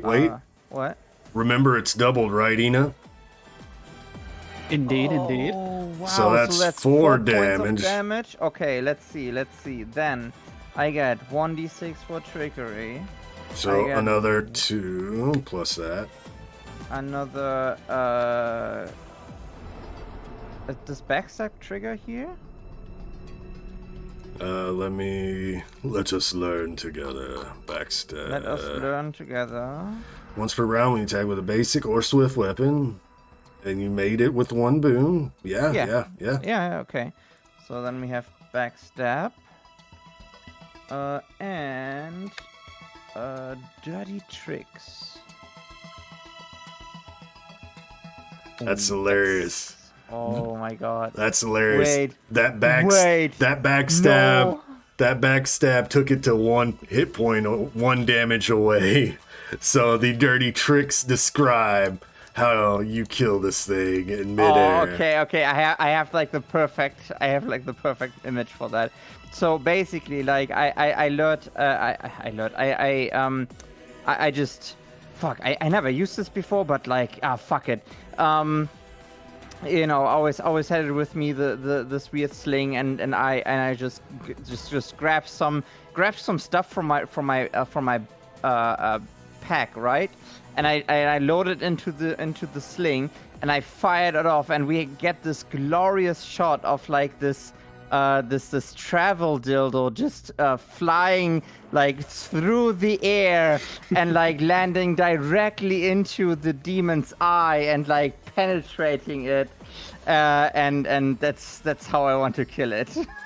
It screeches as this dildo wobbles in its eye, and it starts to dissipate like a Final Fantasy bad guy in the distance because the airship's moving. So as the airship passes by, you see it start to disintegrate into the air. Your travel dildo flying to the ground for some unfortunate individual to find in the future.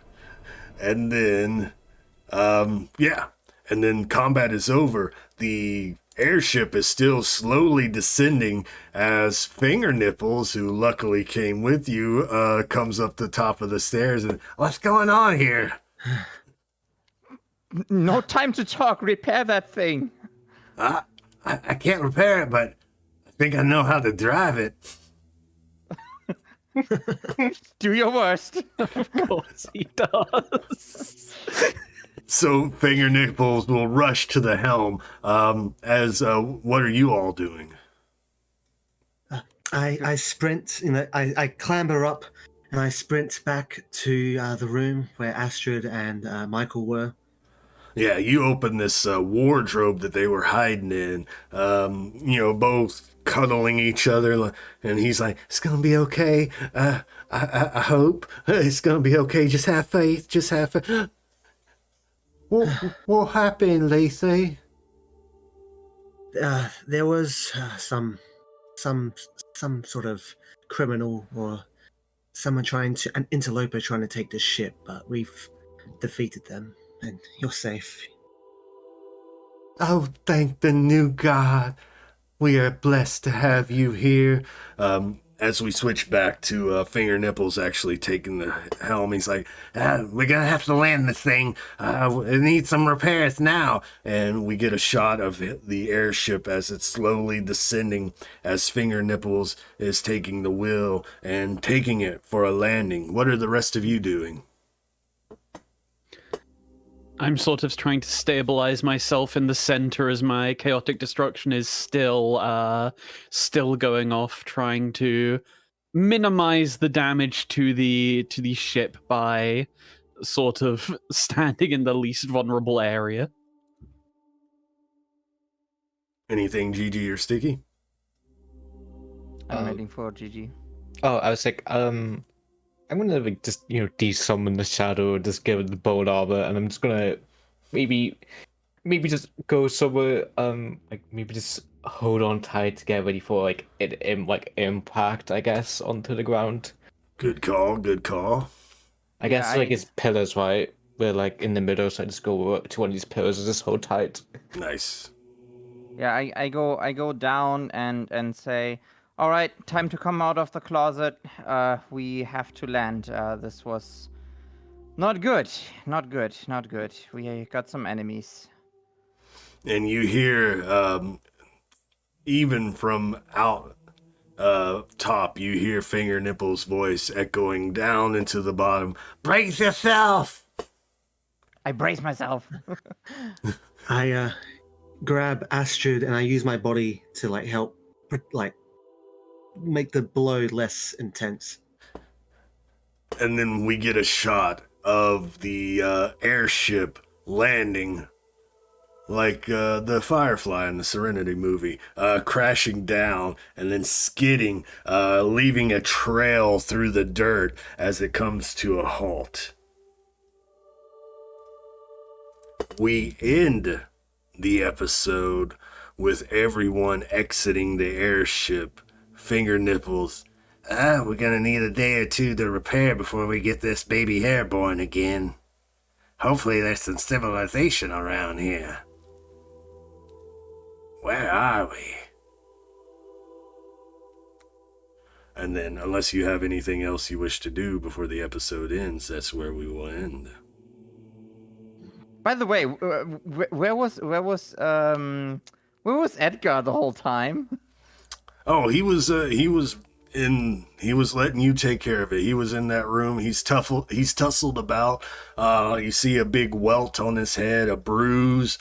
He's bleeding a little bit from, all the impact. He failed every roll he had to make to stay aloft. So he's a little dazed and confused, but he's okay. What a hero. Imagine he's just sitting on like the couch the whole time. He's not like bracing for anything. He's just sitting there and he just boing, boing. Really got to do something about that pilot. Anything else, or are we good to close the episode? Not from me. I'm just good. you just see Sticky with the others just looking around. Just laying on the grass, head first. I just keep Astrid close to me, try worry about her safety. Excellent. And we end the episode with the four of you and on the outside of the airship as it has made an emergency landing halfway between Vanderbrunn and the Holy Kingdom. And the credits roll.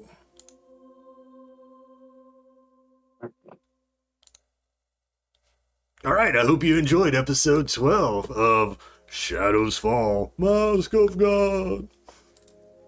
Hell freaking yeah. I gotta say, I was so worried when you said like, oh, we're taking the airship, and I was like, oh, but I wanted to travel and I wanted to do adventures and stuff, and then you hit us with that, and I was like, oh, that's cool. No, literally, Nim hit me up just like, hey, I need an airship map. For no reason in particular, I need an airship map. Anytime you ask me for a map, I am immediately just like, okay, what's the next combat gonna be? Excellent. I hope you enjoyed that combat. I wanted to mix it up, add a little spice. That was very spicy. Hell yeah. That was fun. Lethe sucks at combat. No, you're just too scared the whole time. Yeah. Don't worry.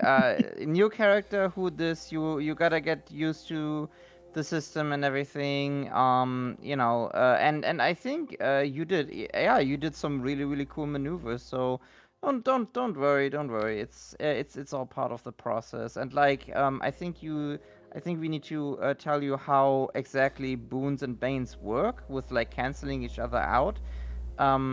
Because I think you think when we roll for boons, then instead of banes, that they will, if I roll a bane that is like a 4, and then I roll a boon that is like a 6, then it would be like a 2 or something. No, it just canceled out the dice. 1 for 1. Yeah, 1 for 1. 1 dice for 1 dice. Not the numbers. The numbers are irrelevant. And you always take the highest number. So if you have 3 boons and you roll 2, 3, and 6, you don't add them all together. You just take the highest number. I think I just got confused because I thought, because with that nat 20, I thought all of my boons and banes had gotten cancelled out, and I was like, was it just sitting on nat 20 or something? But No. I wasn't sure. That doesn't matter. Yeah. I mean, you're coming in hot on level 6 learning experience, right? Yeah. Yeah.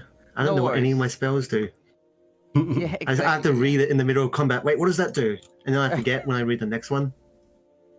Fitting. Yeah, it happens. I had to read up on all my maneuvers as well. It's been a while. I thought I would know still everything. I didn't know we would get into such a tight battle today, so...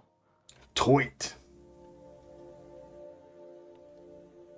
I wasn't expecting her to get so scared all of a sudden, and then this, she sucks at everything when she's scared. So, would anybody like to have any parting words? Well, I'll go through the players. Sticky, start us off with any parting words. Yeah, it's really good to be back. Thank you. Also, hold on. Someone else can take over for a minute because my human is doing noises. Never mind, he just stopped. Thank you again for hosting. This was a very, very enjoyable session, of course. Like as always, I'm very, very glad that we are back at Morg.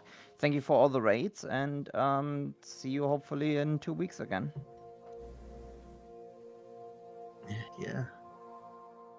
You're up next, Lethe.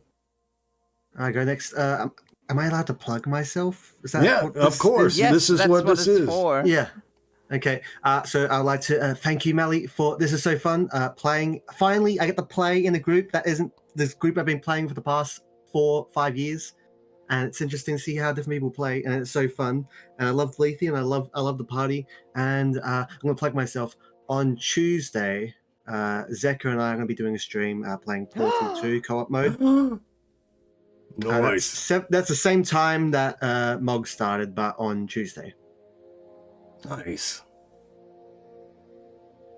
That's my plug. Simple. Oh shit! Hello, I'm here.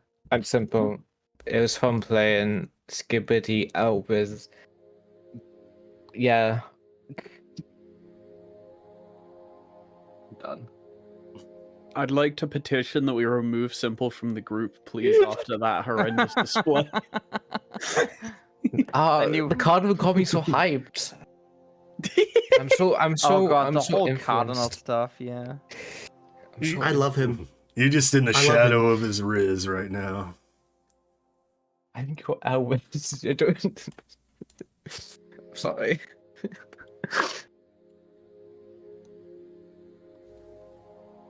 Eena? And now it is my turn. Thank you very, very much. I very much enjoyed this.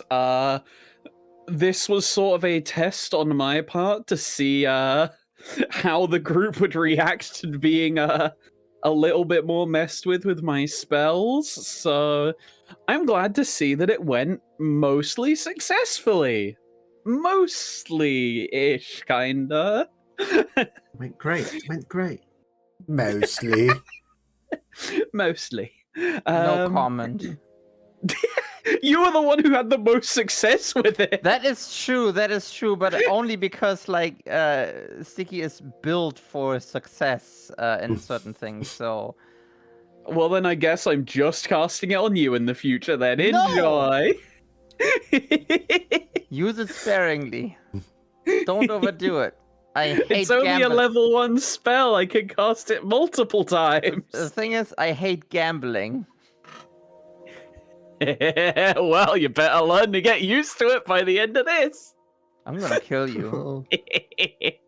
But yes, thank you very much. That was very, very, very, very, very fun. I enjoyed that a lot, and it's nice to see how much work you put into the cloud effects. As you said yesterday, I just got a DM from you like a couple of hours after I sent you that with just fuck. I've spent 2 hours on this. So yeah, thank you. And a little plug from me. I have a little Redeem model debut tomorrow. I have a little Scrungly model made by Gloomy Maid, if you have seen them on Twitter. That will be coming out tomorrow. So yeah, that'll be at 7 p.m. my time, which is in 4 hours from now, plus a day. Heck yeah. So, yeah. That's fucking awesome. Well, Lovely jubbly. lovely jubbly. My plug, usually I stream video games on Sunday, but I'm taking tomorrow off because I have 3 videos I need to edit and I haven't gotten around to doing it, so I need to work. I have no game next Saturday, so I have all week to do editing in the mornings before work, and so I'll be back next Sunday with a video game stream or something along those lines. And then Mog 2 weeks after this, so next Mog on the 22nd. Episode 13. Oh, lucky Great, number 13. lucky 13. Hell So, yeah. Another plug. Malinum has shirts. Buy them. Oh yeah. Malinham has shirts, yeah, and they are very, very cool. Yeah, check They're out. very comfy. Wearing it right now. Same. Same. Until the end of tomorrow, they're on discount. And then after that, it seems like Stream Elements is closing down on the 19th or 17th of next month. So I'm going to have to migrate my store elsewhere, but until then, get them while they're hot and cheap-ish. Cheaper than normal. Thank you, Rainer. Thank you for having such a cool shirt. Oh, no problem, no problem. You know the obligatory title drop and we're out, right? Yeah, don't leave us What? hanging. No, it's, we haven't done that Crew, before. Bye. Don't leave me hanging, Bye. players. Bye.